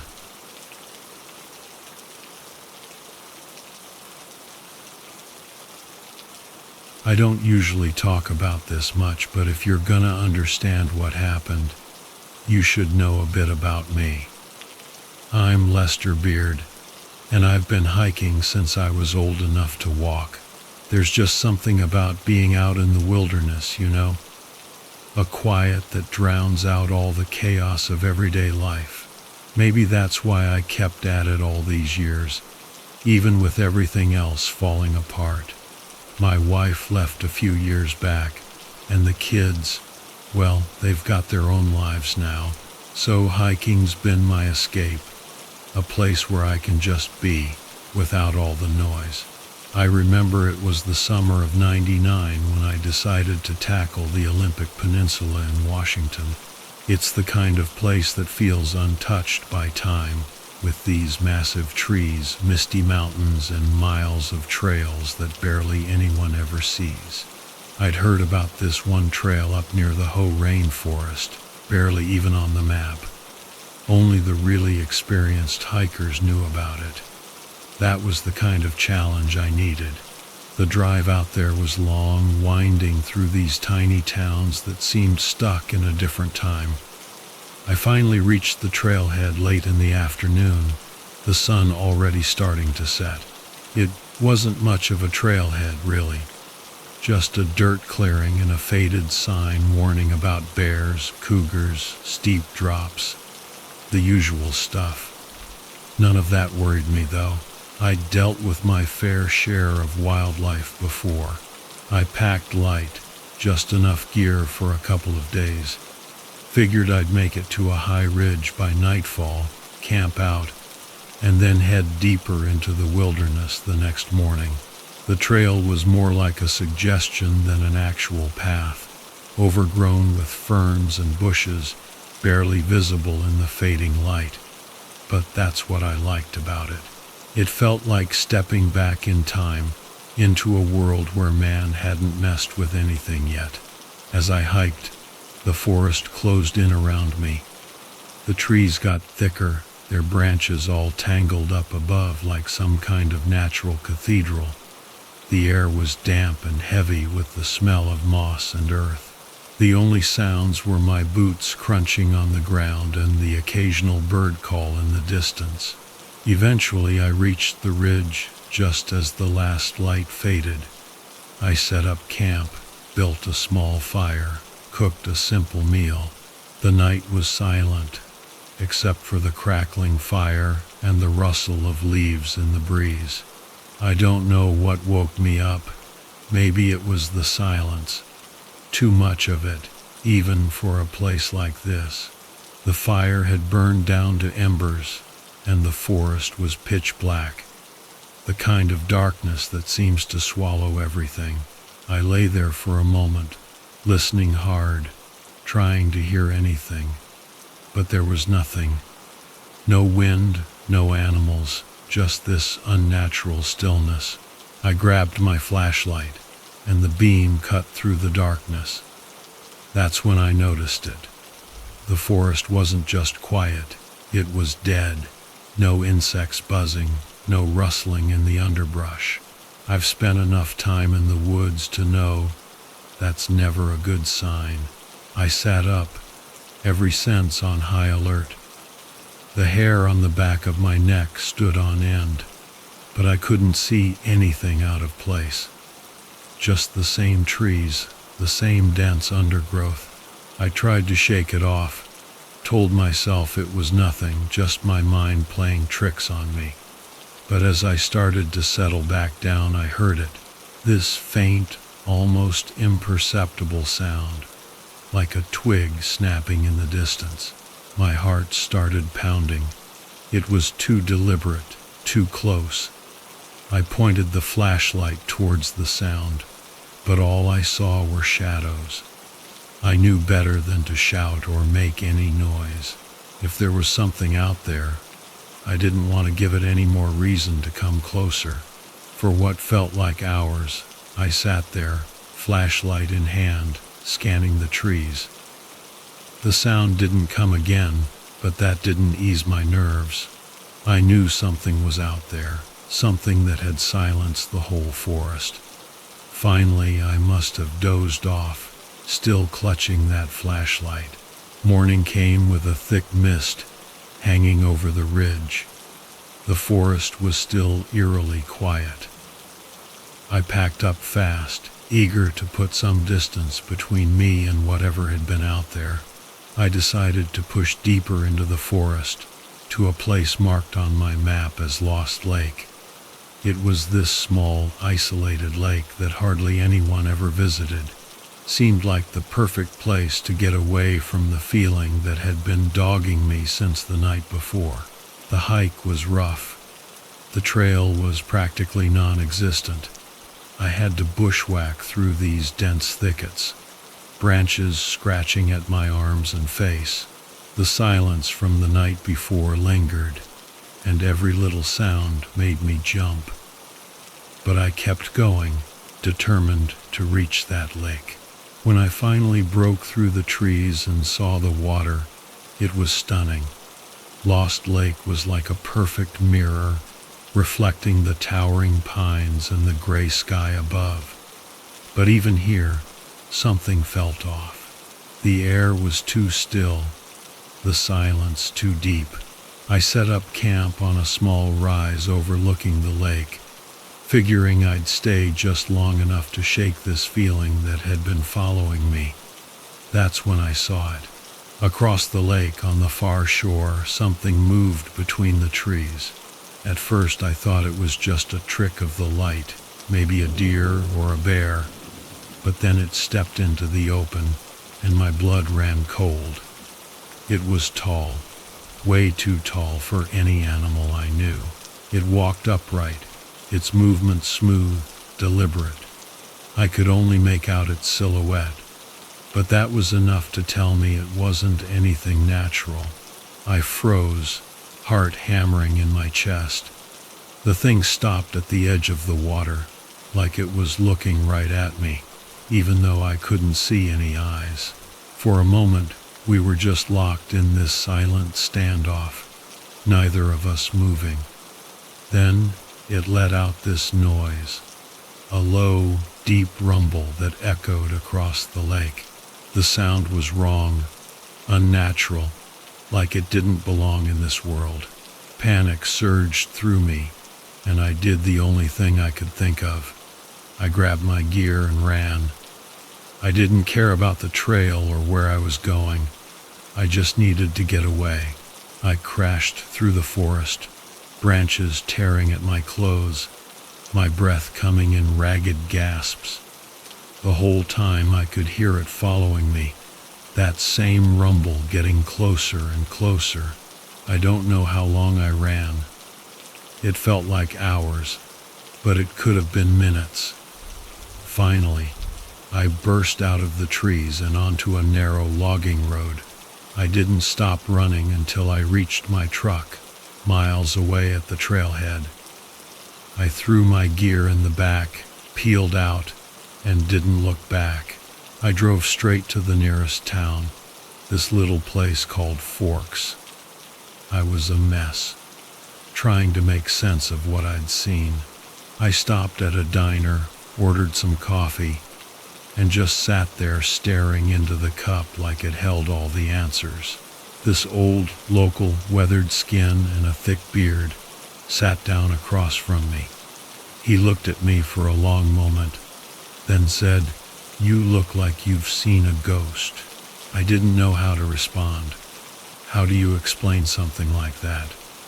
But before I could say anything, he continued, "You were up by Lost Lake, weren't you?"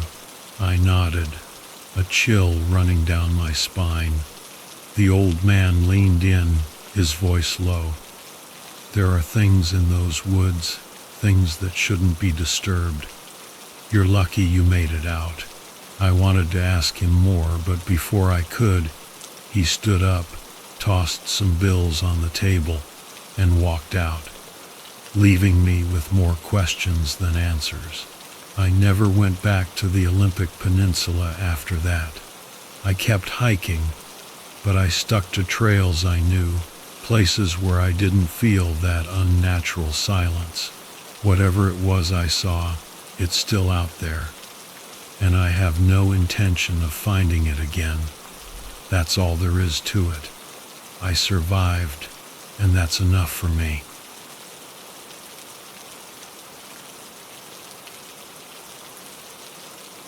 You're right, Rob. Hindsight is 20/20. It's easy to look back and say, shoulda done this, shoulda done that. But in the moment when you're chasing that thrill, those what-ifs don't seem to matter much. And let's be honest, sometimes those risks pay off with an adventure you'll never forget. even if it's not the kind you were hoping for. So, you're Rob, a financial analyst in the concrete jungle of New York City. 34 years old, good pay, but soul-crushing boredom. Sounds about right. I get it. Sometimes you gotta escape the daily grind. Find a place where you can actually breathe. For you, that's the wilderness. Pine-scented air, rustling leaves, your own personal reset button. This particular morning, you set your sights on the Adirondacks. No big plan, just a sudden urge to get the hell out of Dodge. You'd heard whispers of an off-the-beaten-path trail, something that promised solitude and a good dose of the unknown, just your style. The drive was your typical scenic route, endless trees, the occasional deer crossing the road. The trailhead was easy to miss, tucked away like a secret. But you found it, and with that familiar rush of excitement, you stepped into the woods. This wasn't your average manicured hiking trail. This was the real deal. Narrow, overgrown, the kind of place where you could truly lose yourself. No crowds, no noise, just you and the quiet symphony of the forest. You hiked for hours, soaking in the solitude, the way the sunlight played through the trees. It was the kind of peace that unwinds you, knot by knot. Around midday, you stopped for a quick lunch by a creek. Crystal clear water, the stones worn smooth by years of rushing water. But you didn't linger. There was something else calling you. An old hunting cabin, hidden deeper in the woods. A relic of a wilder time. By late afternoon, you found it. Half collapsed, roof caved in, reclaimed by nature. But there was a certain beauty in its decay, a defiance of time. You explored it carefully, the floorboards groaning under your weight. But the sun was setting, and you decided to head back to the trail, find a place to camp for the night. Dusk in the woods has its own magic, the shadows growing long, the nocturnal creatures waking up.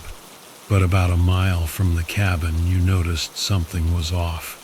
The usual sounds of the forest had vanished, leaving an eerie silence. It was unsettling, like the world was holding its breath. Then you heard it, a scream, distant, echoing through the trees but unmistakably human, a scream filled with terror. Your blood ran cold. You tried to figure out where it came from, but the forest played tricks on you, the trees seeming to close in. Another scream, closer this time, and you took off running. Maybe you thought you could help. Maybe it was just instinct. Whatever it was, you had to do something. The screaming stopped as suddenly as it began. You skidded to a halt, chest heaving, listening for any sound. Nothing but that suffocating silence. You found yourself in a small clearing, the air thick with the smell of decay. Something had died here, and then you saw it. A shape moving at the edge of the clearing. At first, you thought it was a person, but as it stepped into the light, you realized how wrong you were.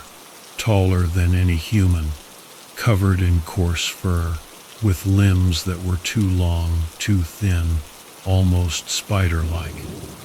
Its head was a monstrosity, a jumble of predatory features. It moved with an unnatural grace, its body twisting and contorting in ways that made your stomach churn. You froze, your brain trying to make sense of it. This couldn't be real, but it was, and it was looking right at you. For a moment, you just stared at each other. Then it opened its mouth too wide, teeth too sharp, and let out a sound that sent a jolt of terror through you. You ran, You didn't care where, just away. You could hear it behind you, crashing through the underbrush impossibly fast. You pushed yourself harder, your legs burning, lungs screaming. Your foot caught on something, and you went down hard. Pain exploded in your ankle, but you didn't have time to think about it. You scrambled to your feet, but you knew it was too late. You felt its presence looming over you, its shadow swallowing the last of the daylight. You looked up. It was standing over you, those horrible black voids where its eyes should have been, staring down at you. It raised a clawed arm, and you knew this was the end. But then a flash of light, blinding in the darkness, and the creature recoiled. Another flash, and then voices, shouting, coming closer. The creature turned and fled. Two men burst into the clearing, one with a powerful flashlight, the other with a shotgun. They looked as shocked to see you as you were to see them. "What the hell are you doing out here, man?" one of them asked, his voice filled with disbelief. You didn't know what to say. Your mind was still reeling. "What was that thing?" you managed to ask. They exchanged a look that told you they knew but weren't going to explain. "We need to get out of here now," the one with the shotgun said. You didn't argue. They helped you to your feet, and you limped back towards the trailhead. They were on edge, constantly scanning the trees, weapons at the ready. You didn't ask questions. You just wanted to get out alive. They drove you to a small town, dropped you off at a motel, and disappeared before you could even thank them. You checked into a room, locked the door, and tried to make sense of what you'd seen, what had almost killed you. You didn't have answers, and you weren't sure you wanted them. The next morning you caught a bus back to the city. You didn't go to the police, didn't tell anyone what happened. Who would believe you? They'd think you were crazy, and maybe you were. All you knew was that you'd never go back to those woods again. A week later, you saw a news report. Hikers missing in the Adirondacks, their bodies found mutilated. The authorities blamed a bear attack, but you knew better. You knew what was out there, and you knew you were lucky to be alive.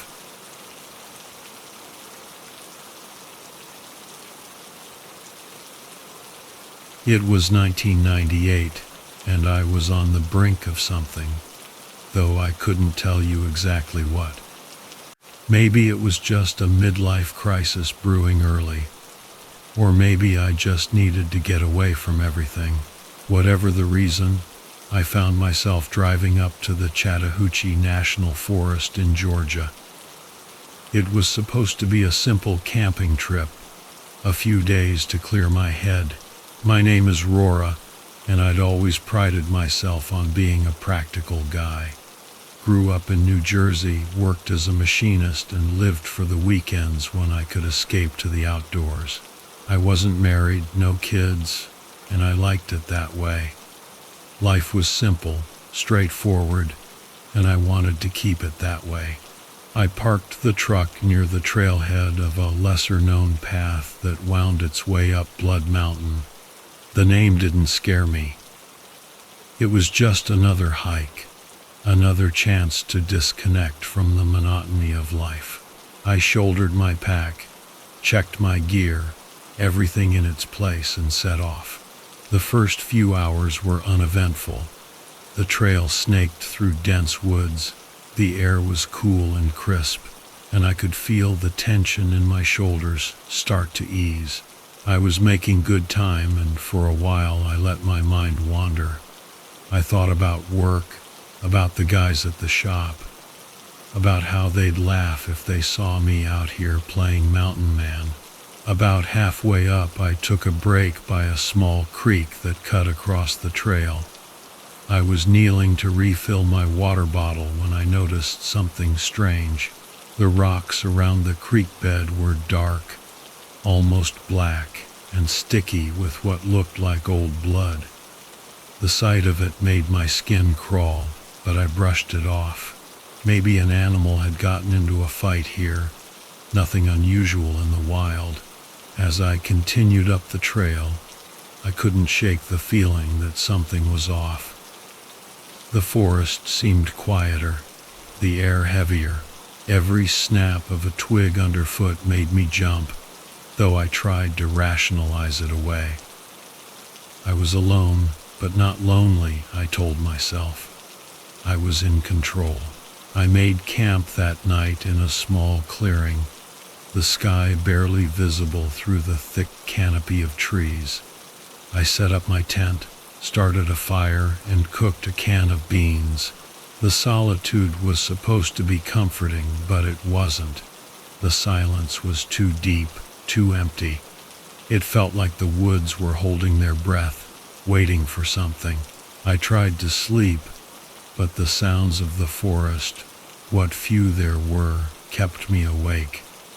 A rustling here, a snap there, the wind whistling through the branches. It all felt too close. I told myself it was just nerves, that I was imagining things. I didn't know then that I should have listened to my gut. The next day, I decided to push on to the summit. The trail was rougher now, less traveled. It wound through thick underbrush and over rocky outcrops, the kind of terrain that would twist an ankle if you weren't careful. But I wasn't worried about that. I was more concerned about the odd tracks I kept seeing in the dirt. They weren't animal tracks, not like anything I'd seen before. They were too large, too deep, with claw marks that dug into the earth like something had been dragged. I stopped to examine one of the prints more closely, squatting down and tracing the outline with my finger. The hairs on the back of my neck stood up, but I couldn't look away. It was like nothing I'd ever seen, and I'd seen plenty of tracks in my time. That's when I heard it, a low rumbling noise from deep within the forest. It wasn't the wind or a distant thunderstorm. It was something else, something that didn't belong. I stood up slowly, my heart pounding in my chest. The noise came again, closer this time, followed by the unmistakable sound of something moving through the trees. I knew I should have run, but I didn't. I stood there, frozen, staring into the dense underbrush. I don't know what I was expecting to see, but when it came into view, it was worse than anything I could have imagined. It was huge, hulking, covered in matted fur that was stained dark with mud and blood. Its limbs were long and powerful, its body twisted and malformed, like it had been put together wrong. But it was its face that made my blood run cold. It was almost human, but not quite. The skin was pulled tight over its skull, its mouth too wide, too full of teeth that looked like they belonged in the mouth of a predator. It let out a sound, a mix between a snarl and a scream, that shook me to my core. I turned and ran. My feet barely touched the ground as I tore down the trail, branches whipping at my face, roots threatening to trip me up. I could hear it crashing through the trees behind me, gaining ground with every step. The logical part of my brain, the part that had always kept me steady, told me there was no way I could outrun it. But I didn't stop. I don't know how long I ran, only that my lungs were burning, my legs screaming in protest. The trail was a blur, and I could feel it closing in, its breath hot on the back of my neck. I broke through the tree line, and there was the creek from the day before, the black rocks gleaming wetly in the fading light. I didn't slow down, didn't think. I leaped across the creek, slipping on the slick stones and landing hard on the other side. Pain shot through my ankle, but I kept moving, driven by pure terror. The creature didn't stop at the water's edge. It barreled through the creek, splashing muddy water everywhere, and I knew I was out of time. In a final desperate move, I scrambled up a steep incline, using my hands to pull myself up as fast as I could. My ankle throbbed with every movement, but I didn't care. I reached the top, the ground flattening out beneath me, and I turned to see the creature below, clawing at the dirt, trying to follow me up. That's when I saw my salvation, a sharp, jagged rock jutting out of the ground nearby. I grabbed it, the weight familiar and comforting in my hand. When the creature lunged again, I didn't hesitate. I brought the rock down with all the strength I had left, right onto its head. There was a sickening crunch, and it collapsed in a heap at the base of the incline, twitching once before it went still. I didn't wait to see if it was dead. I limped back down the trail as fast as I could, not stopping until I reached the safety of my truck. I threw my gear in the back, started the engine, and peeled out of there without a second thought. I don't know what that thing was, and I don't care to find out. I've been back in civilization for a few weeks now, and every so often I catch myself glancing over my shoulder, half expecting to see it standing there, watching me. But it's not. It's gone. The creature was real, and so were the bodies the authorities found near that creek. But that's not my concern anymore. I did what I had to do, and now I'm just glad to be alive.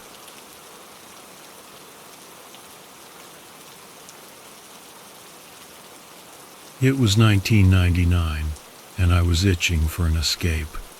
The grind of my job as a mechanic in Roanoke was getting to me. I'd been working in that same garage for years, and the monotony was suffocating.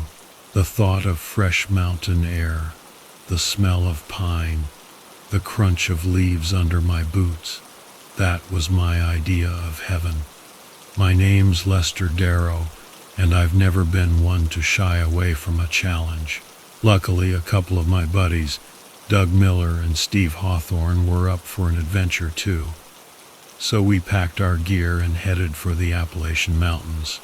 We chose a trail deep in Shenandoah National Park, far from the tourist traps. Doug had heard about this old logging trail that supposedly led to a hidden waterfall, rarely seen by anyone. We were all about getting off the beaten path and experiencing something new. The air was crisp, and the leaves were just starting to turn, painting the forest in golds and reds. We set up camp the first night near a small creek. The sound of the water flowing over rocks was soothing, and the fire crackled as we sat around it, drinking cheap beer and talking about everything but work. Doug was a tall, wiry guy with a knack for storytelling, always spinning yarns about the weird stuff he'd seen in the woods. Steve, on the other hand, was quiet and steady, the kind of guy who'd get the job done without a fuss. He was the one who made sure we had enough supplies and knew the route. I trusted him with my life. On the second day, we started hiking toward the waterfall. The trail was narrow and steep, with roots snaking across the path like they were trying to trip us up. After a few hours, we found ourselves deep in the forest, where the sunlight barely filtered through the thick canopy. It was eerily silent, except for the occasional rustling of leaves. "Feels like we're the only ones out here," Steve said, breaking the silence. "That's the whole point, ain't it?" Doug chuckled. Though his voice lacked its usual bravado, the trail seemed to vanish as we went deeper. It wasn't marked on any map we had, but Doug swore he knew the way. The trees around us grew taller and thicker, their branches intertwined overhead, creating a tunnel that blocked out the sky. The air felt heavy, almost suffocating. We came across a small clearing, and that's when we saw it. A strange mound of earth, about 6 feet long and 3 feet wide, covered in moss and vines, almost as if it had been intentionally hidden. Steve bent down to examine it. "What do you think it is?" I asked, feeling a strange unease creeping up my spine. "Could be an old grave," Steve muttered, brushing away some of the vines. "But why out here?" Doug, always the brave one, grabbed a stick and started poking at the mound. Maybe someone buried their dog out here or something. As soon as he said that, there was a loud snap, like a branch breaking underfoot, but none of us had moved. We froze, looking around the clearing. The forest had gone deathly silent. No birds, no insects, just the sound of our breathing. "Let's keep moving," I suggested, the tension thick in my voice.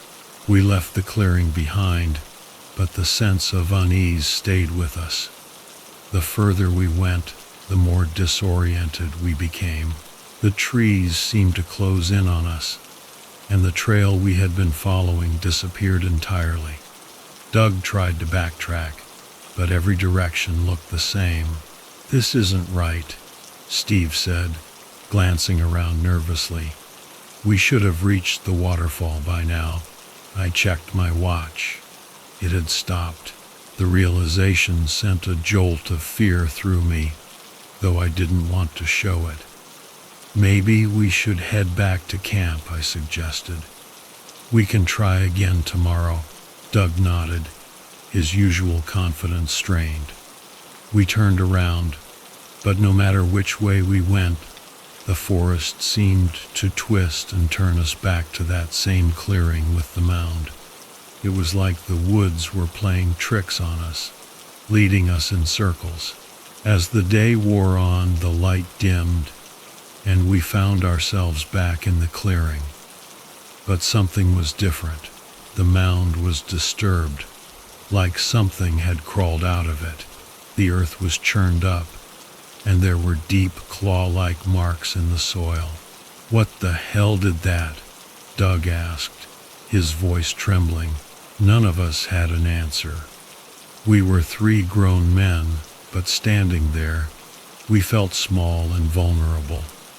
We were no longer the masters of our surroundings. Something else was out there with us, something that didn't want us to leave.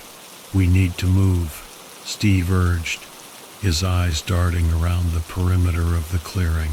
We picked up the pace, practically running through the dense underbrush, but it felt like the forest was alive, closing in around us.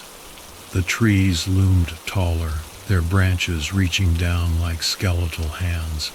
I swear I heard something breathing, deep and heavy, just out of sight. As night fell, the forest transformed into a labyrinth of shadows. We had no choice but to stop and make camp. None of us dared to speak about what had happened, but the fear was palpable. We sat close to the fire, our backs to the light, trying to keep an eye on the darkness surrounding us. Around midnight, we heard it. A low, rumbling sound, like something huge moving through the trees. The fire flickered as a gust of wind blew through the camp, but there was no wind. Doug grabbed his flashlight and shined it into the trees. For a moment, we saw nothing, just the endless rows of trunks. Then the beam caught something, an enormous shape, hunched and twisted, with matted fur and limbs too long for its body. It moved like a bear, but its proportions were all wrong, like it had been broken and pieced back together. Its breath was audible, raspy and labored, as though it hadn't breathed fresh air in years. Doug screamed and bolted. Steve and I followed, abandoning the camp. We ran blindly through the forest, the creature's heavy footfalls crashing through the underbrush behind us. I could feel it closing in, its breath on the back of my neck. Suddenly, Doug tripped, and I heard the sickening crunch of his bones as the creature pounced on him. Steve and I didn't stop. We couldn't. We ran until our lungs burned and our legs threatened to give out. The creature's roar echoed through the trees, but it wasn't pursuing us anymore. It had what it wanted. Doug's screams were cut short, replaced by a wet, tearing sound that I knew would haunt me forever. When we finally emerged from the forest, the sun was rising. We were bloody, bruised, and missing one of our own. We stumbled into a ranger station, barely coherent, babbling about what had happened. They sent a search party, but they didn't find Doug or the creature. Only the remnants of our camp, torn to shreds. The forest ranger who took our statement didn't look surprised. He listened, nodded, and then said something that chilled me to the bone. "You're not the first to come back with a story like that," he said quietly. "This part of the woods, it's old, older than we know, and there's things out there that don't belong in our world anymore." Steve and I never spoke about what happened again. We knew no one would believe us, but we didn't care. We knew what we had seen, what had taken Doug, and we knew that, whatever it was still out there somewhere in those dark, twisted woods.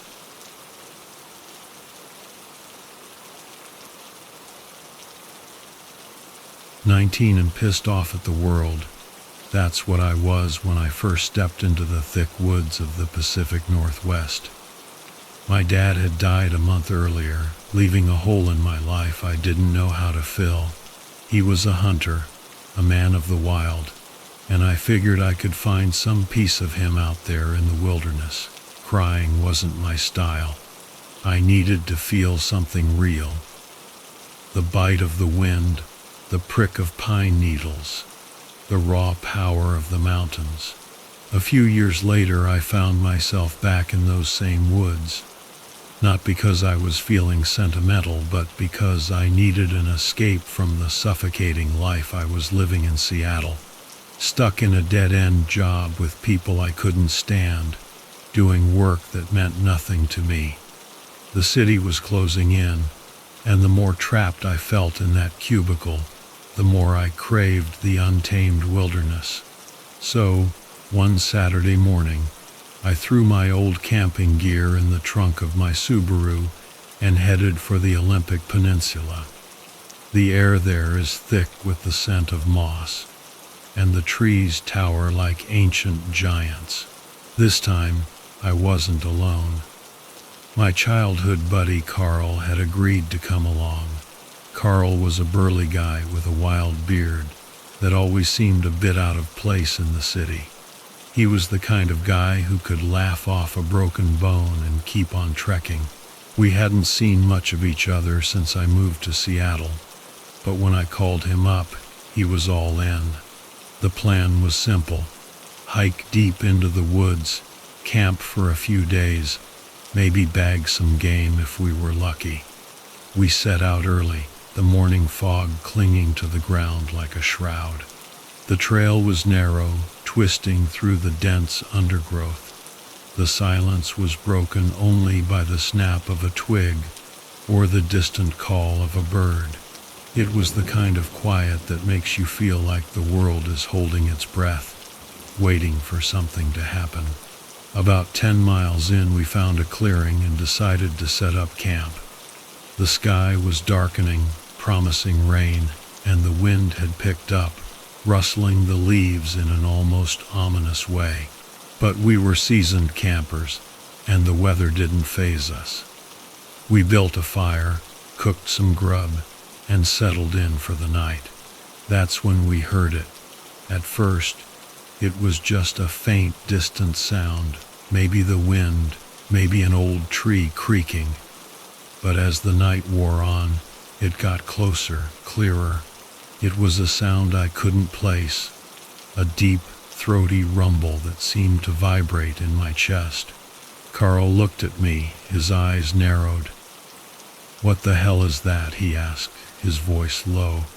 "Don't know," I replied, trying to sound calm. "Probably just an animal." But even as I said it, I didn't believe it. This wasn't like any animal I'd ever heard. It sounded too deliberate, too aware. We sat in silence, straining to listen. The sound came again, louder this time, closer. My hand instinctively went to the hunting rifle beside me, the cold metal reassuring. Carl stood up, scanning the darkness beyond the firelight. "I'm going to check it out," he said, his voice steady but with an edge I'd never heard before. "Maybe we should wait until morning," I suggested, not liking the idea of him going out there alone. He shook his head. "No. If it's something dangerous, we need to know now."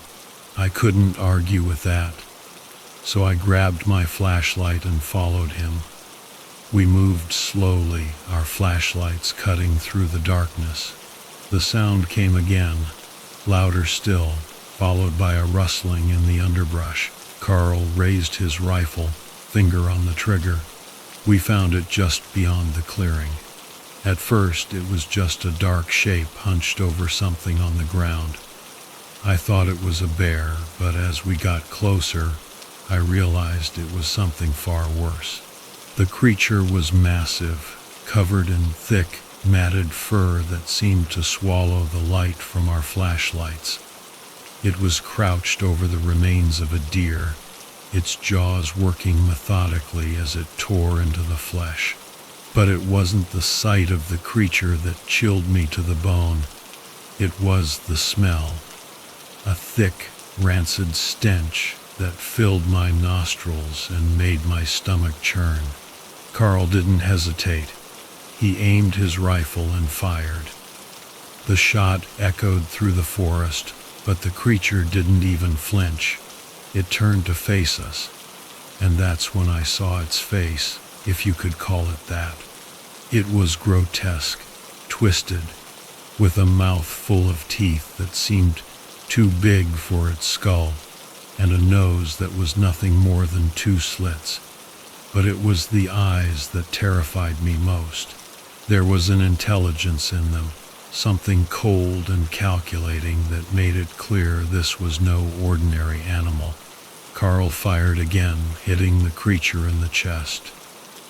It let out a roar that shook the trees, and for a moment I thought it would charge. But instead it turned and bounded into the darkness, vanishing as quickly as it had appeared. We stood there, adrenaline coursing through us, before Carl finally spoke. "What the hell was that thing?" he asked, his voice shaky. "I don't know," I replied, my mind reeling. "But we need to get out of here." We didn't waste any time packing up camp. The rain had started, and the wind was howling, but we didn't care. We needed to get out of those woods. We hiked back to the car as fast as we could, our nerves on edge the whole way. Every snap of a twig, every rustle of leaves made us jump, expecting that creature to reappear at any moment. When we finally reached the car, we threw our gear in the trunk and sped off, not stopping until we were miles away from the forest. We didn't talk much on the drive back. What was there to say? We'd seen something that defied explanation, something that shouldn't exist. Back in Seattle, Carl and I went our separate ways. We didn't talk about what happened that night, not to each other, and certainly not to anyone else. Who would believe us? I quit my job a few months later. The city felt even more suffocating than before, but this time the woods offered no solace. I moved to a small town in Montana, where the forests were thick, but the memories of that night were distant. I still go hiking sometimes, but never too deep, and never alone. As for Carl, he stayed in Seattle, but he changed. He grew quieter, more withdrawn. I haven't spoken to him in years. I heard he moved to Alaska, somewhere remote, where the woods go on forever. And me, I'm fine. Life goes on. People die in the woods all the time after all. And that creature, I'm sure it's still out there somewhere, waiting for its next meal.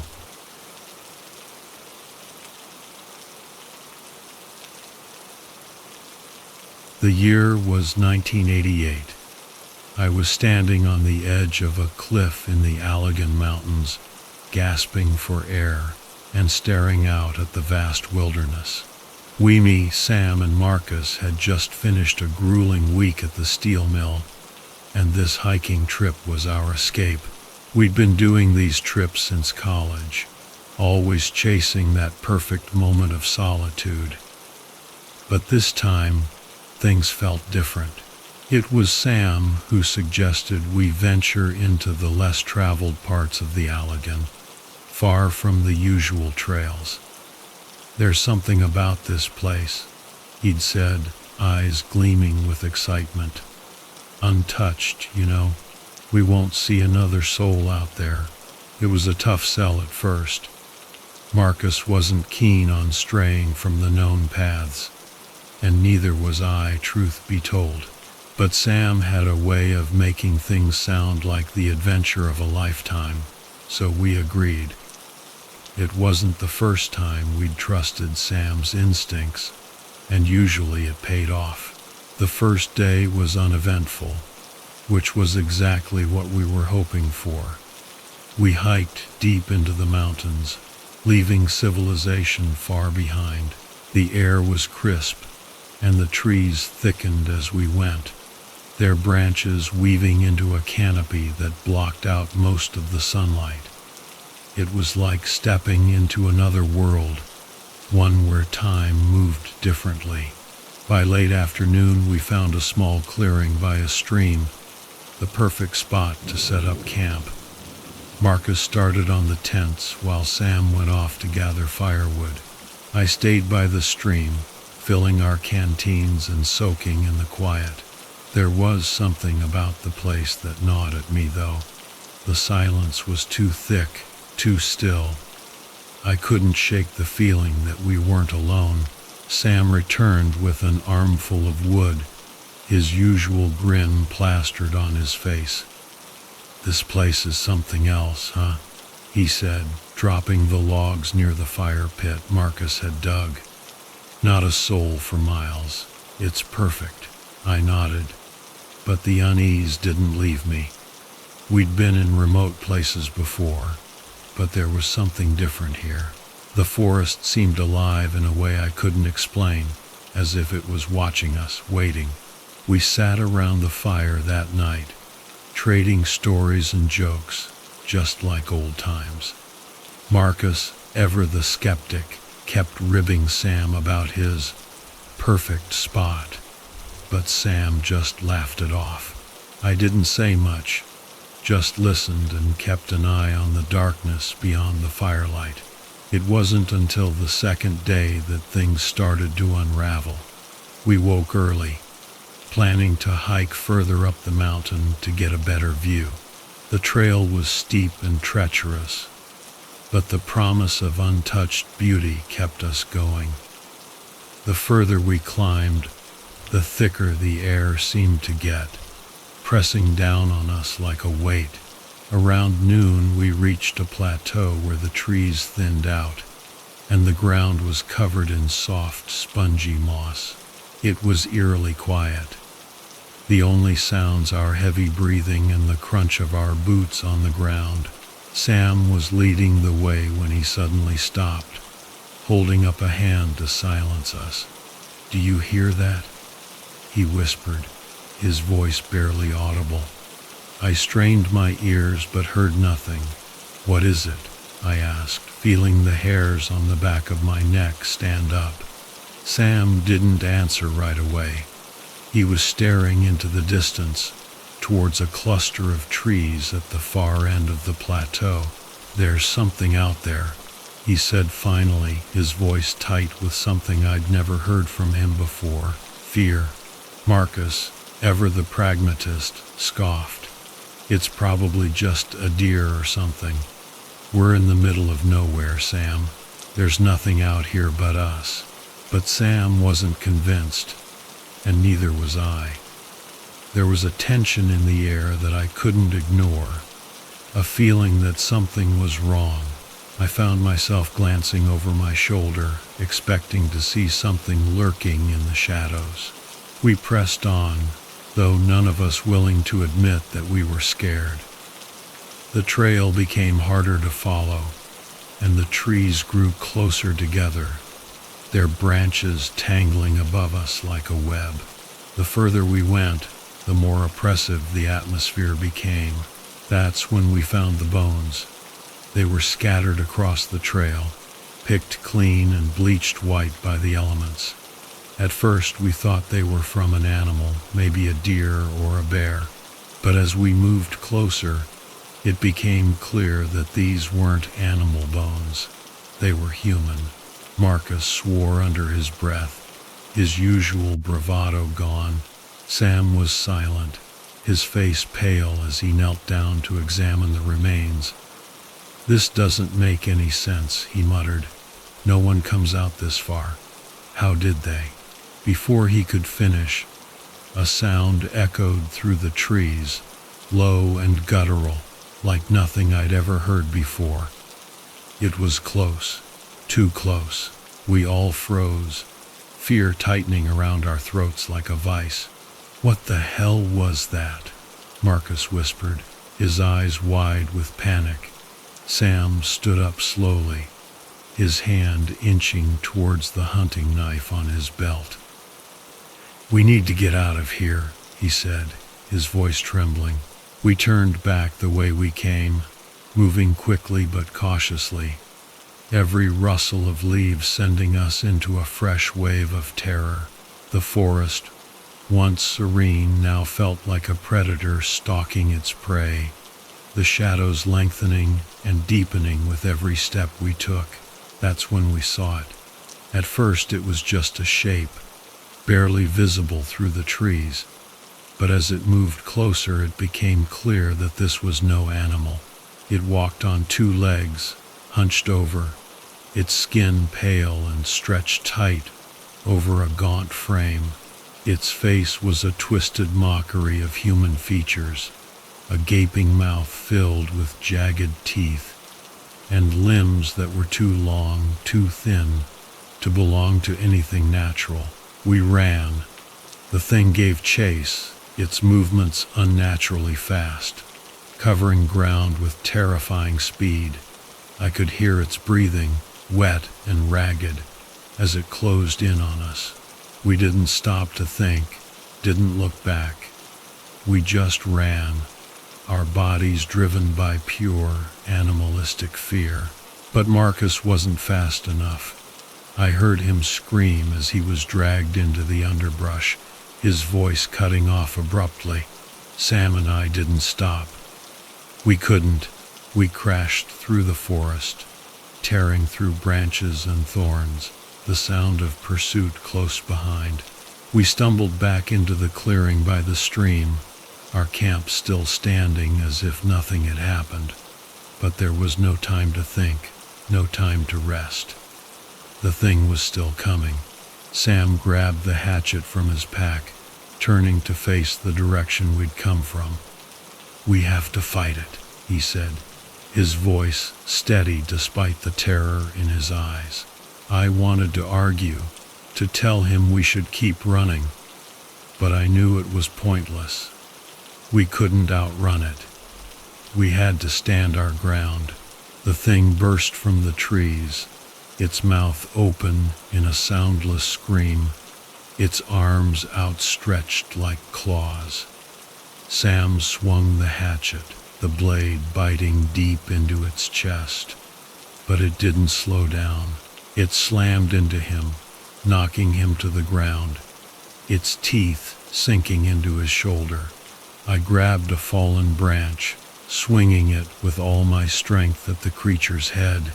It barely reacted, its focus entirely on Sam.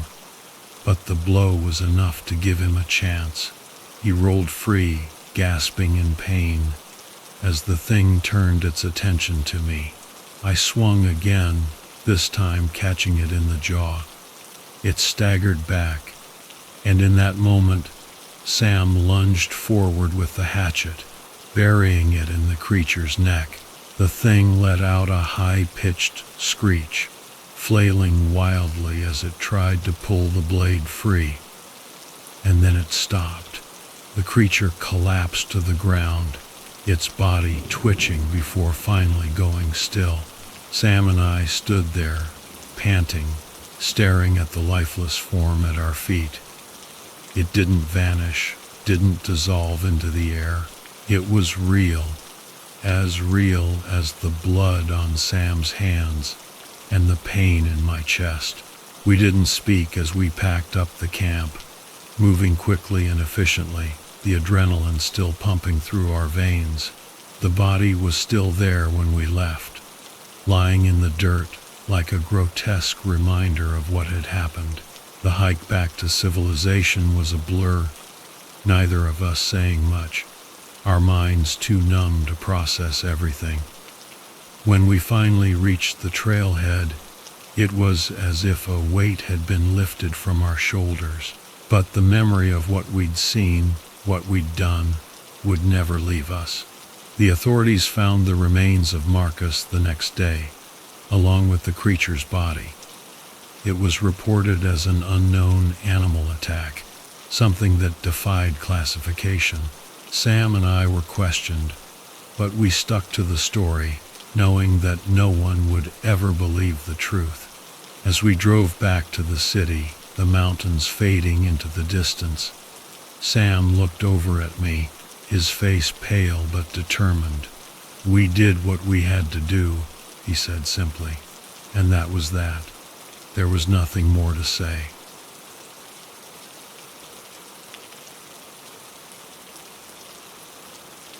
I've always been a simple guy. No drama, no complications, just a good old-fashioned routine. Wake up, go to work, come home, rinse and repeat. But there was one thing that broke up the monotony hiking. The peace and quiet of the wilderness. The crunch of leaves under my boots. The rhythm of my own footsteps. That's all I needed to recharge. Looking back, I guess I was searching for an escape, a break from the everyday grind. And boy, did I get one. It was 1999, and I'd taken a few days off to clear my head. My job at this tech company in Seattle was sucking the life out of me, and I desperately needed a reset. The Cascades were my usual stomping grounds, and I'd conquered most of the trails. But there was this one trail, a hidden gem, unmarked and off the map.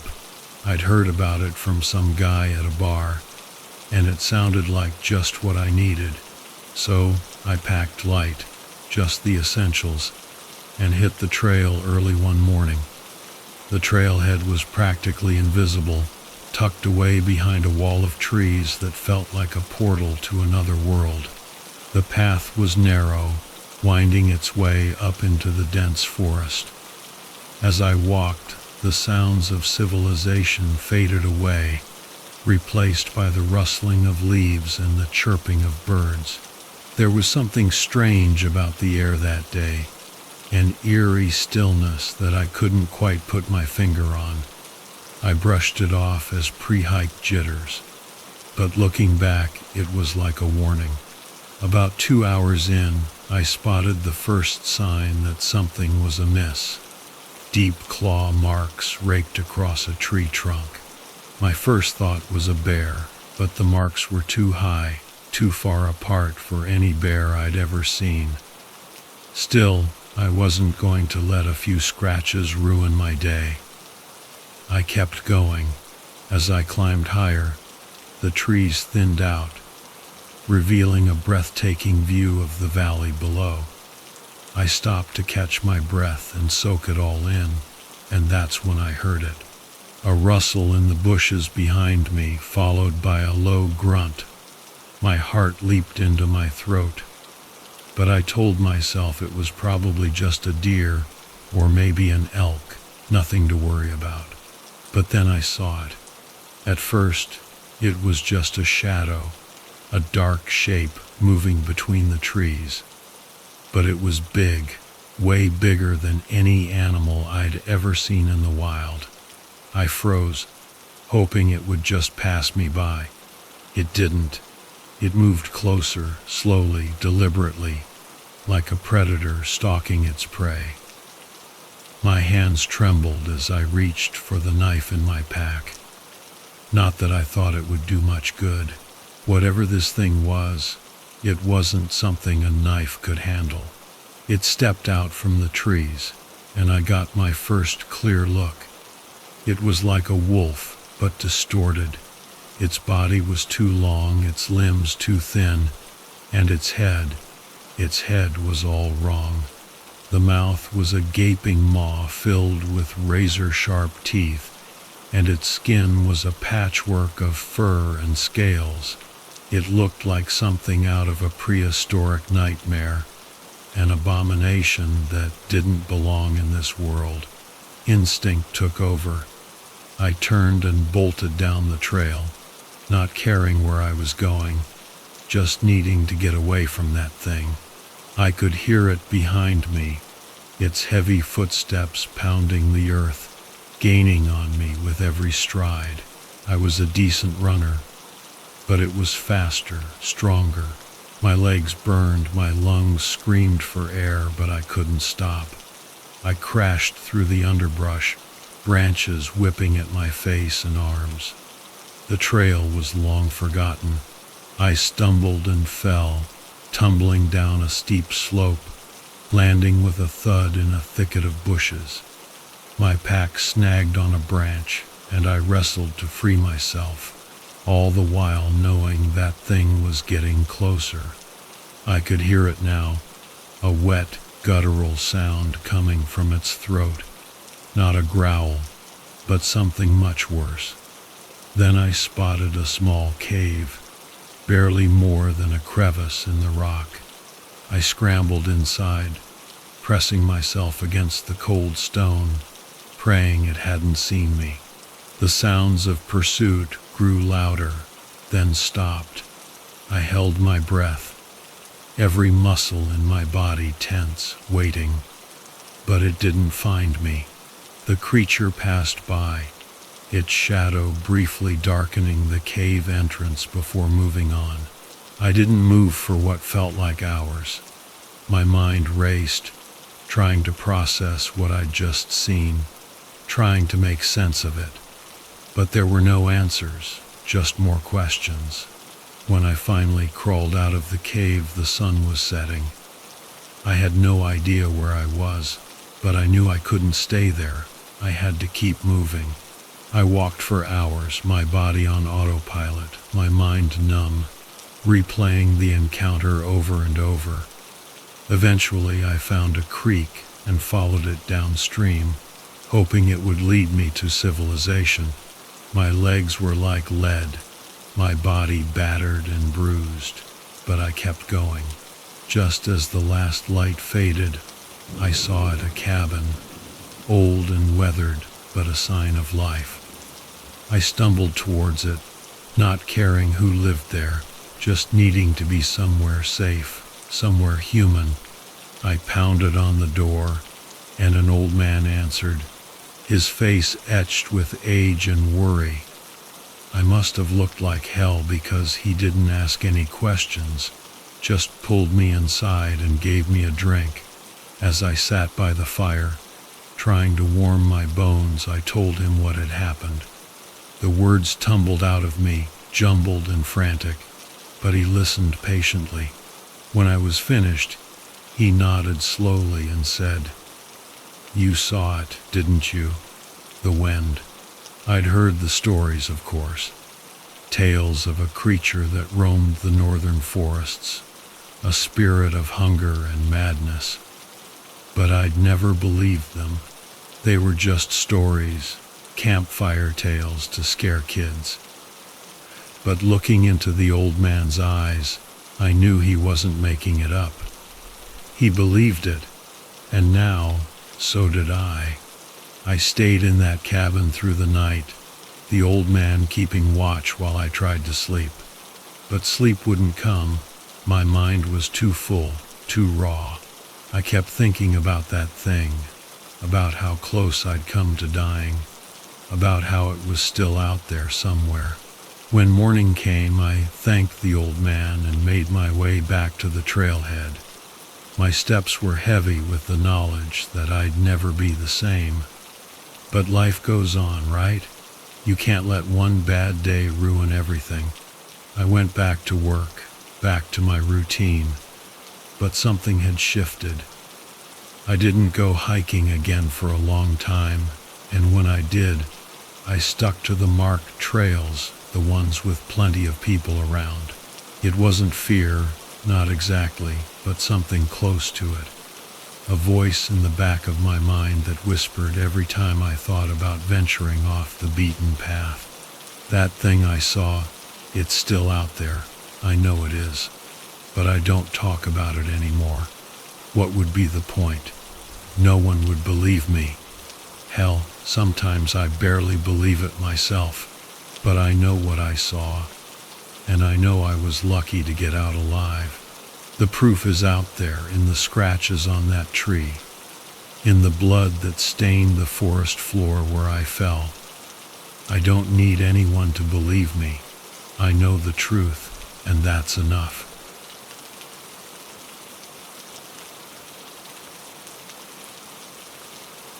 The year was 1993.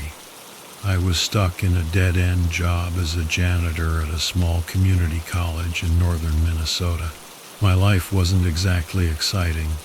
Sweeping floors, emptying trash bins, and listening to the faculty talk about how their lives were actually going somewhere. But on weekends, I had my escape. I'd drive out to the Superior National Forest, where the pine trees stood tall, and the lakes were so clear you could see the fish swimming beneath the surface.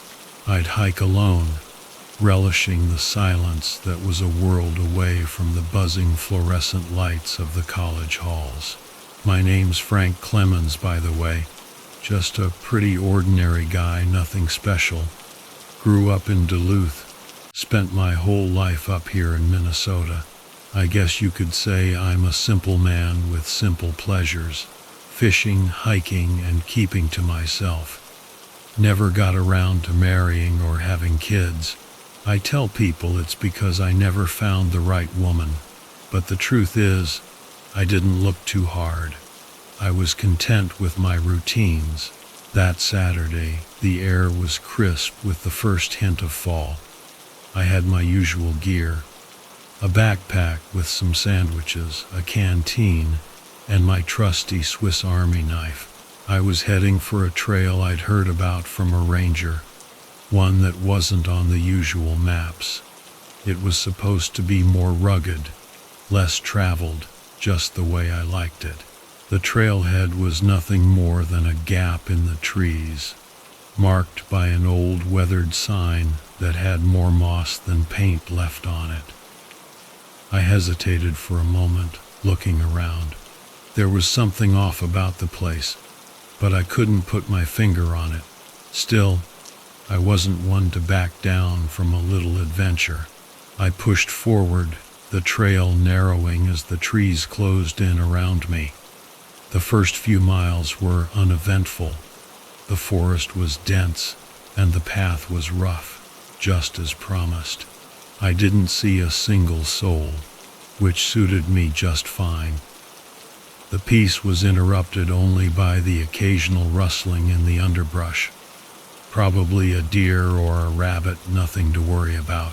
It was around noon when I came to a clearing. There was a small lake, its surface so still it looked like glass. I sat down on a rock by the water's edge, took out my sandwiches, and enjoyed the view. The sun was high, and the warmth on my face felt good. I closed my eyes, soaking it in. That's when I heard it, a sound I couldn't place. It wasn't loud, just a faint noise that didn't belong. I opened my eyes and scanned the tree line across the lake. At first, I saw nothing, just a thick wall of pines. But then there was movement. Something was there, something big. It came out of the trees slowly, like it was testing the air, trying to decide whether to come closer or stay hidden. It looked like a bear, but different. Larger, maybe, and its movements were too deliberate, too cautious. It wasn't like any animal I'd ever seen in these woods. Its fur was matted, almost like it was covered in mud or something worse. I froze, my sandwich halfway to my mouth. I'd seen bears before, plenty of them, but this wasn't a bear. It walked on all fours, but it had a strange, almost human-like gait. It stopped at the edge of the water, sniffing the air, its head swiveling in my direction. For a second, I thought it was looking right at me, and my blood ran cold. I slowly set my sandwich down and reached for my knife, even though I knew it wouldn't do me much good if this thing decided to come for me. The creature stood there, staring, and I could see its chest rise and fall with heavy, labored breaths. Then, without warning, it let out a noise, a strange, distorted sound that seemed to vibrate through the air. It wasn't a roar or a howl, more like a deep, rumbling growl mixed with something almost mechanical. I didn't wait to find out what it planned to do next. I grabbed my pack and started to back away, keeping my eyes on it the whole time. But as I moved, it did too, mirroring my steps with an eerie precision. Panic began to set in, my heart pounding in my chest. I knew I had to get out of there, but the trail back was behind me, and turning my back on this thing didn't seem like a good idea. Just as I was about to make a run for it, I heard a voice, a woman's voice, clear and calm, calling out from somewhere in the trees behind me. "Frank, Frank, over here." I turned my head, just for a split second, and when I looked back, the creature was gone. The clearing was empty. The only sign it had been there at all was the faint disturbance in the water where it had stood. I didn't waste any time. I turned and ran towards the voice, crashing through the underbrush. The woman who had called my name was standing on the trail a few yards away. She was older, maybe in her 60s, with short gray hair and a kind face. She was wearing a ranger's uniform, but there was something off about it, like it was from a different time. I didn't stop to question it. "You need to get out of these woods, Frank," she said, her voice steady but urgent. "There's something out here, something that shouldn't be." I nodded, too shaken to speak. She turned and started leading the way back down the trail, and I followed, not daring to look back. We walked in silence for what felt like hours, but couldn't have been more than 20 minutes. The forest around us was unnervingly quiet, as if all the animals had disappeared. Finally, we reached the trailhead, and I saw my truck parked where I'd left it. Relief washed over me. I turned to thank the woman, but she was already gone. There was no sign of her anywhere, not on the trail or in the trees. I stood there for a moment, my mind racing, trying to make sense of what had just happened. But there was no explanation, nothing that made sense. I didn't wait around to figure it out. I jumped into my truck and drove back to town as fast as I could. When I got there, I went straight to the ranger station and asked about the woman who had helped me. The ranger on duty, a guy named Hank, looked at me like I was crazy.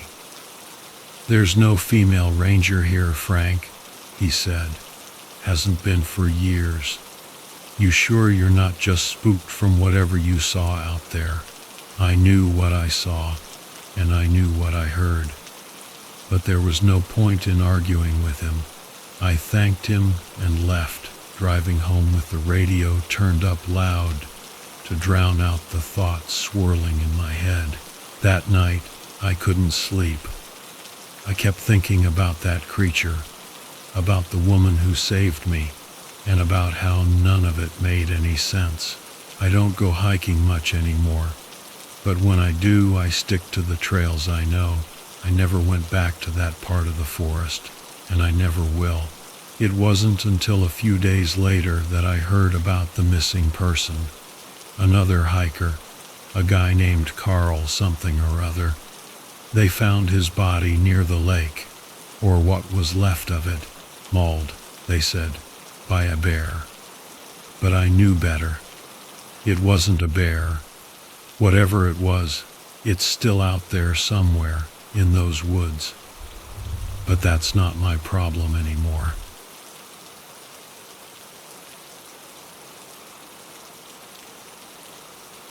I was never one for solo adventures, but after the divorce, I figured hiking through the Ozarks might clear my head. My name's Elias Pedro, and I'd spent most of my life in New Orleans, the city of jazz and voodoo. But I needed a change, something that wasn't soaked in memories of my ex. That's how I found myself in a place I'd only ever seen in travel brochures, with nothing but a backpack and a head full of unresolved thoughts.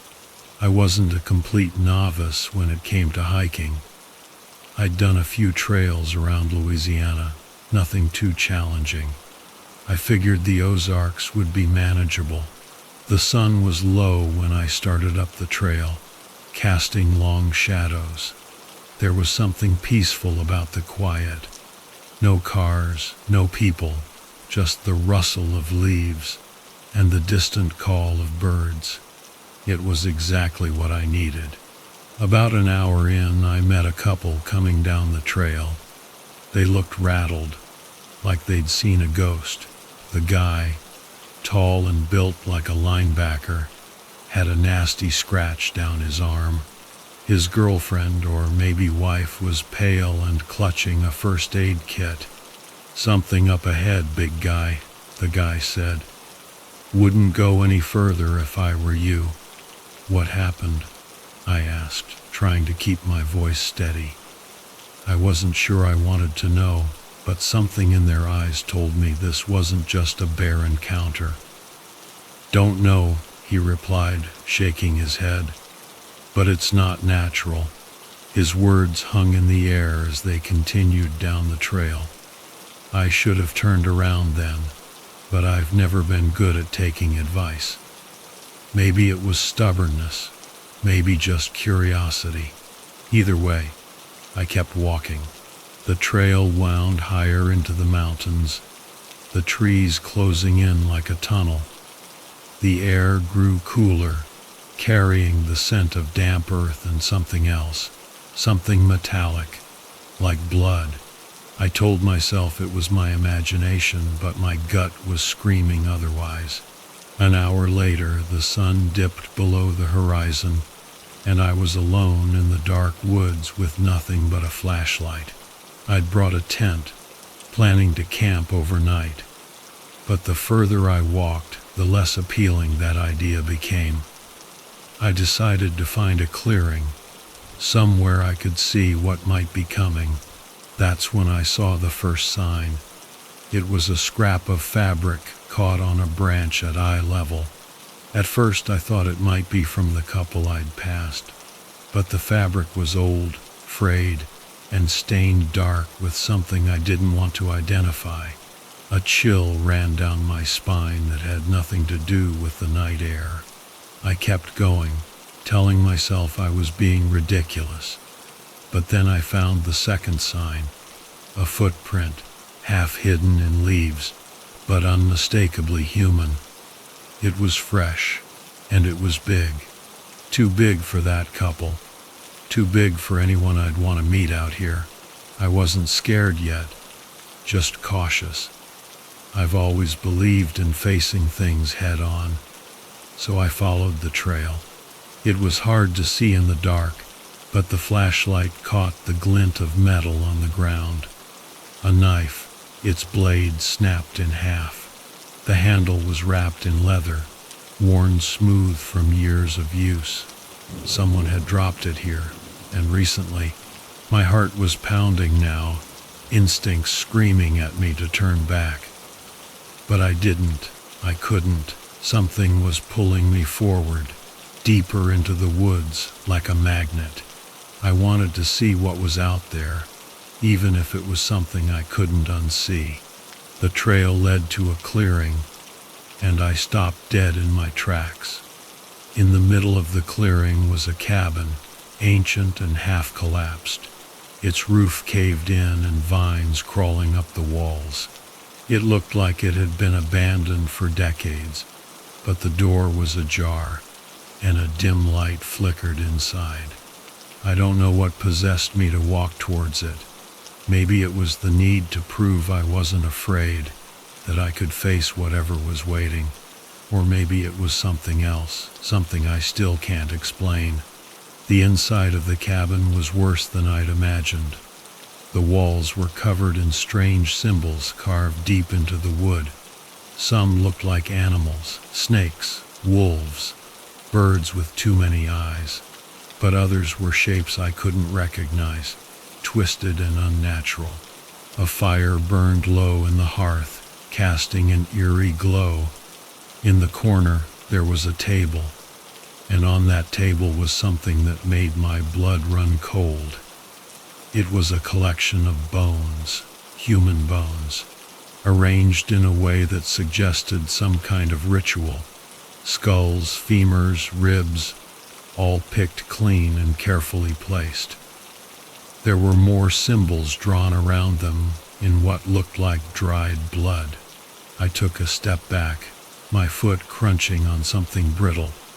Looking down, I saw it was a shard of bone. Suddenly, the smell of decay hit me like a wave. I gagged, covering my mouth, and that's when I heard it.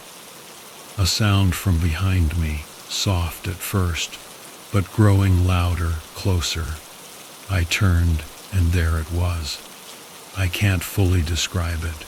It was like something out of a nightmare, part human, part animal, but more twisted than anything I'd ever seen. Its skin was pale, almost translucent, stretched tight over bones that jutted out at impossible angles. It moved on all fours like a beast. But its face, God, its face was almost human, with a mouth too wide and full of teeth too sharp.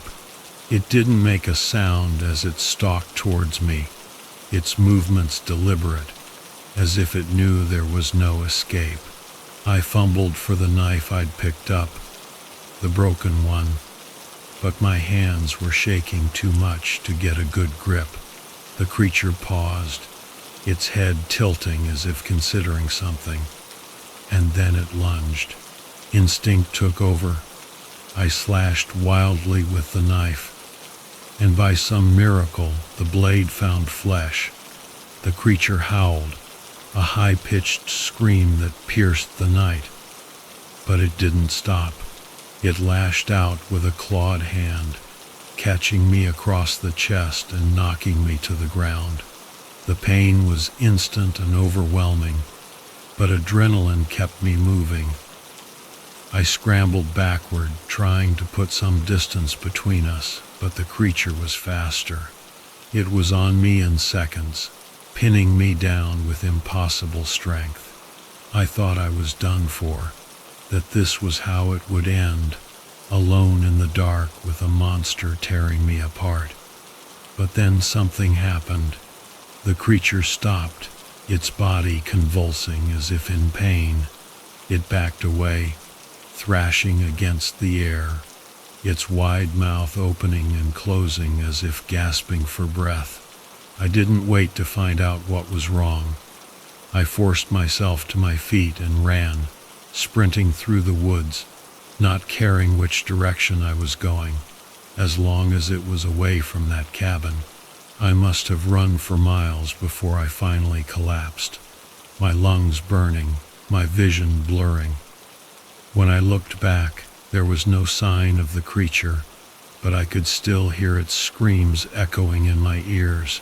I don't remember much about how I got back to civilization. Somehow, I found my way to a ranger station, where they patched me up and called the authorities. They found the cabin, they found the bones, and they found the blood. But they didn't find the creature. I know what I saw, though, and so do they.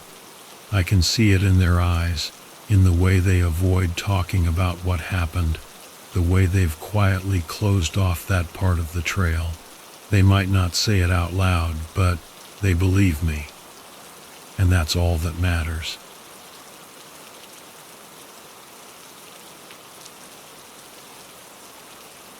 I'd never been one for camping, let alone hiking.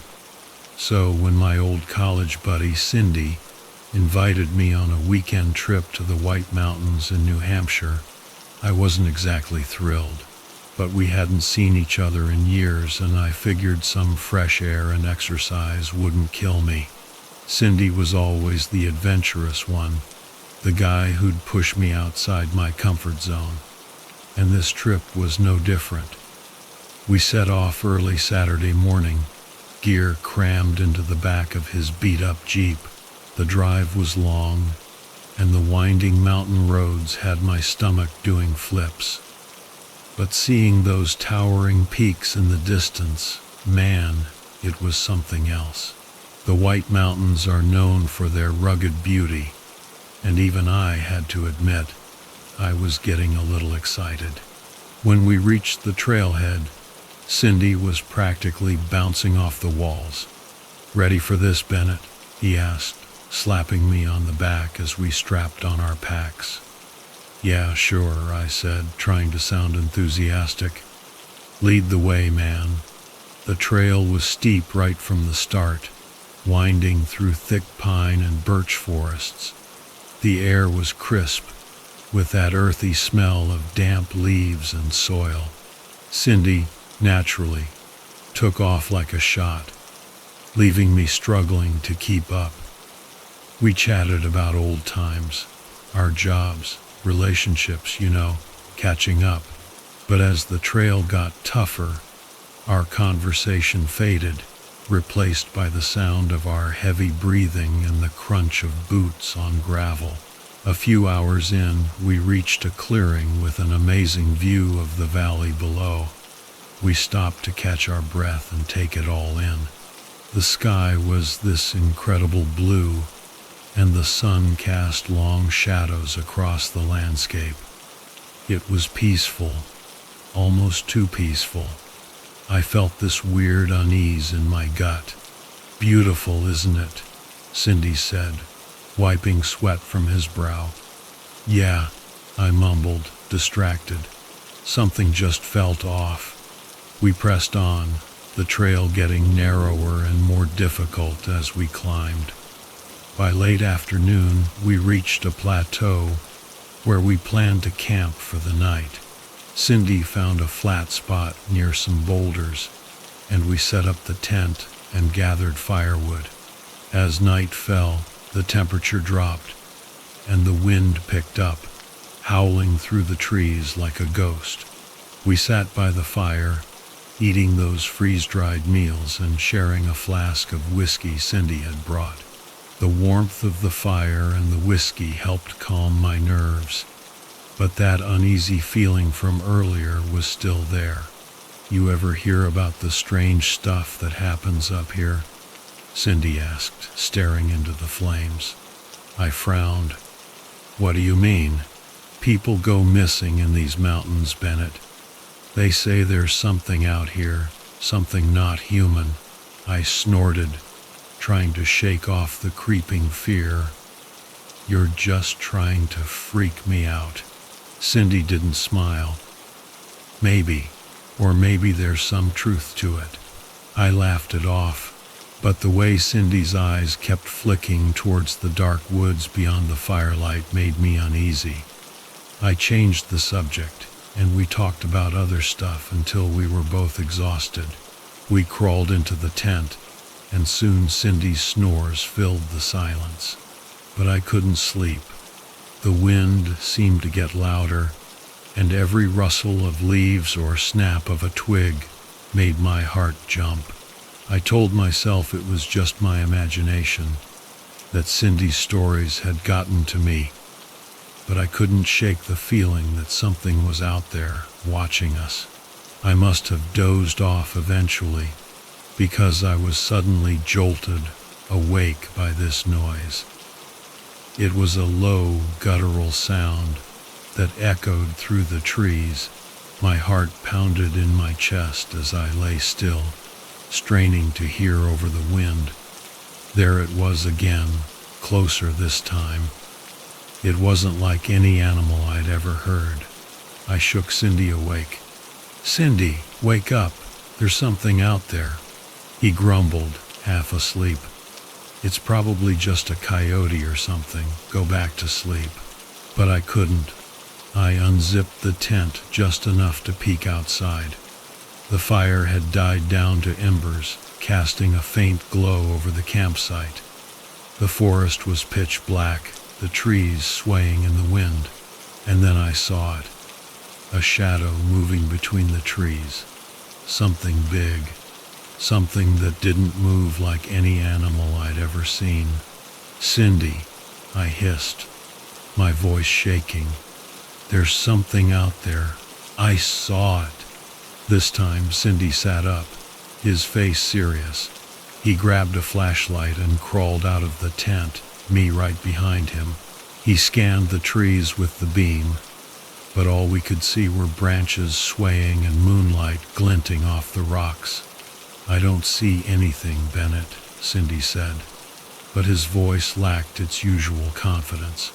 And then it appeared again, just at the edge of the light, a hulking shape, standing on two legs but hunched over, like it was too tall to stand straight. It moved in this jerky, unnatural way, like it was struggling to control its own body. My breath caught in my throat as I realized it was getting closer.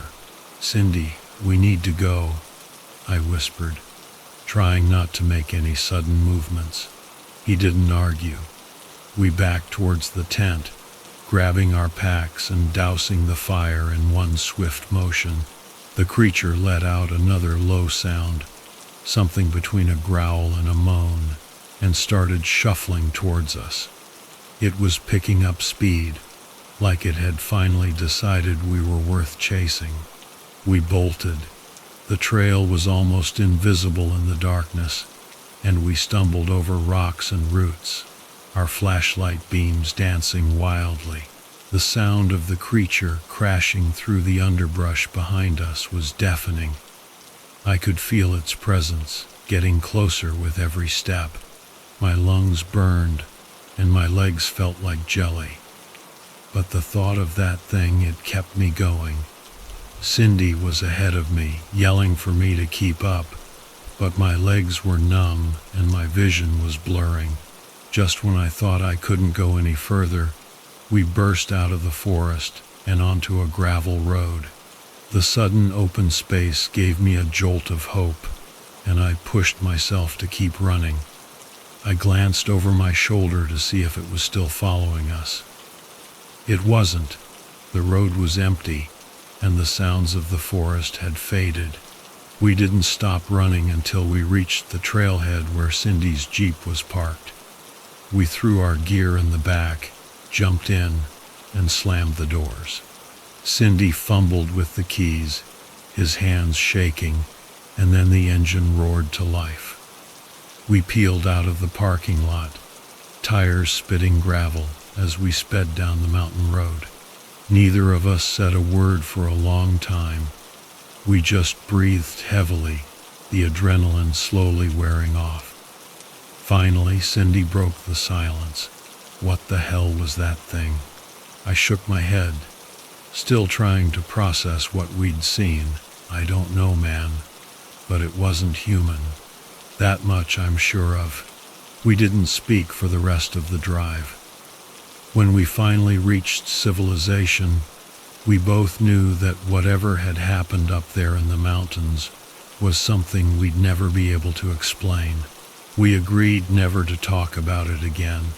The next morning, we found ourselves in a small diner, nursing cups of coffee with shaky hands.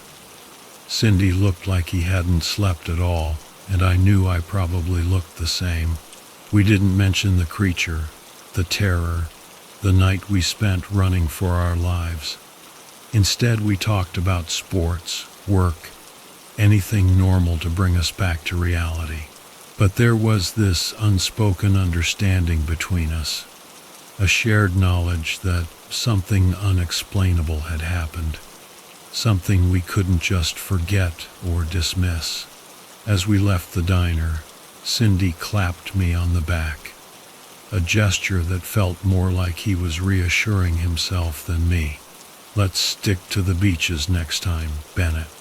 "Yeah," I replied, managing a weak smile. "Sounds like a plan." And that was the end of it. We never went hiking again.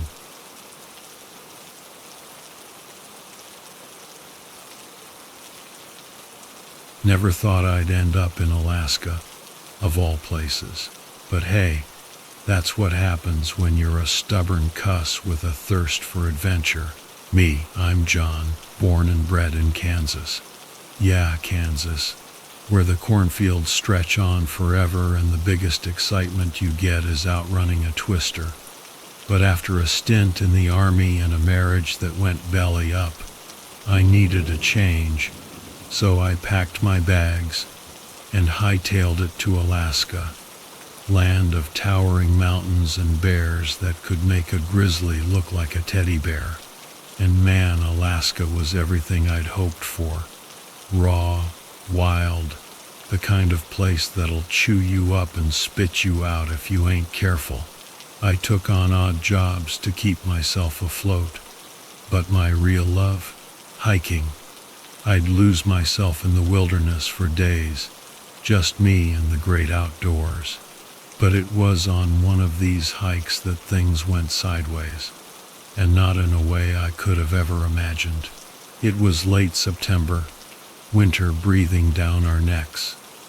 The air had that crisp bite that meant snow was on its way. I was 3 days into a trek through Chugach National Forest, aiming for Otter Lake. Figured I'd spend a night by the water, then head back to Anchorage. It was a familiar trail, one I'd done before, but this time something felt off. The first hint of trouble came on day 2. I was trudging through a thick patch of woods when it hit me. The whole place had gone silent. Now, I've spent enough time in the wild to know that when the birds stop singing and the critters go quiet, it ain't a good sign. Usually means there's something big and hungry lurking around. I figured it was probably a bear, so I kept my eyes peeled and made a racket as I walked. But there was this other feeling, like eyes boring into my back. I chalked it up to nerves, but it stuck with me. As the day wore on, that feeling got stronger. I kept looking over my shoulder, half expecting to see some beast staring back at me. But there was nothing. By the time I made camp, I was a jumble of nerves. The wind was howling like a banshee, and I could have sworn I heard something moving out there in the darkness.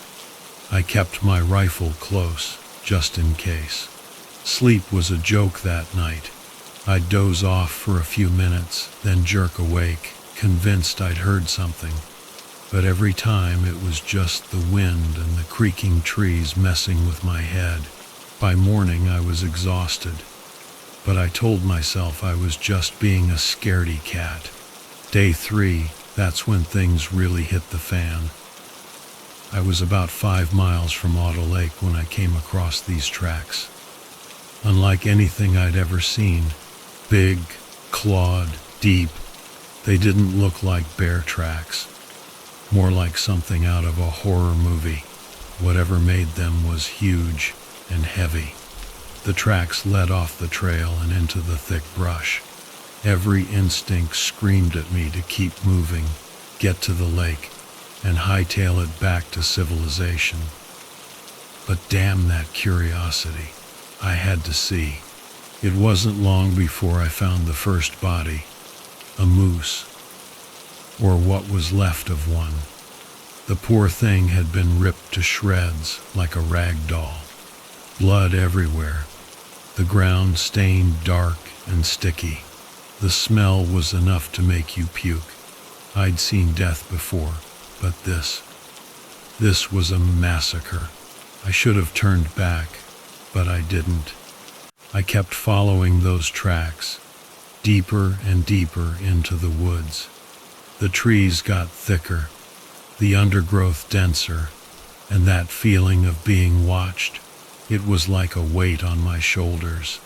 Then I heard it, a low rumble, like a growl, but deeper, more primal. It was like the air itself was vibrating, made the hair on my neck stand on end. I froze, listening, but the sound vanished as quickly as it came. I pushed on, heart hammering in my chest. I was close, I could feel it.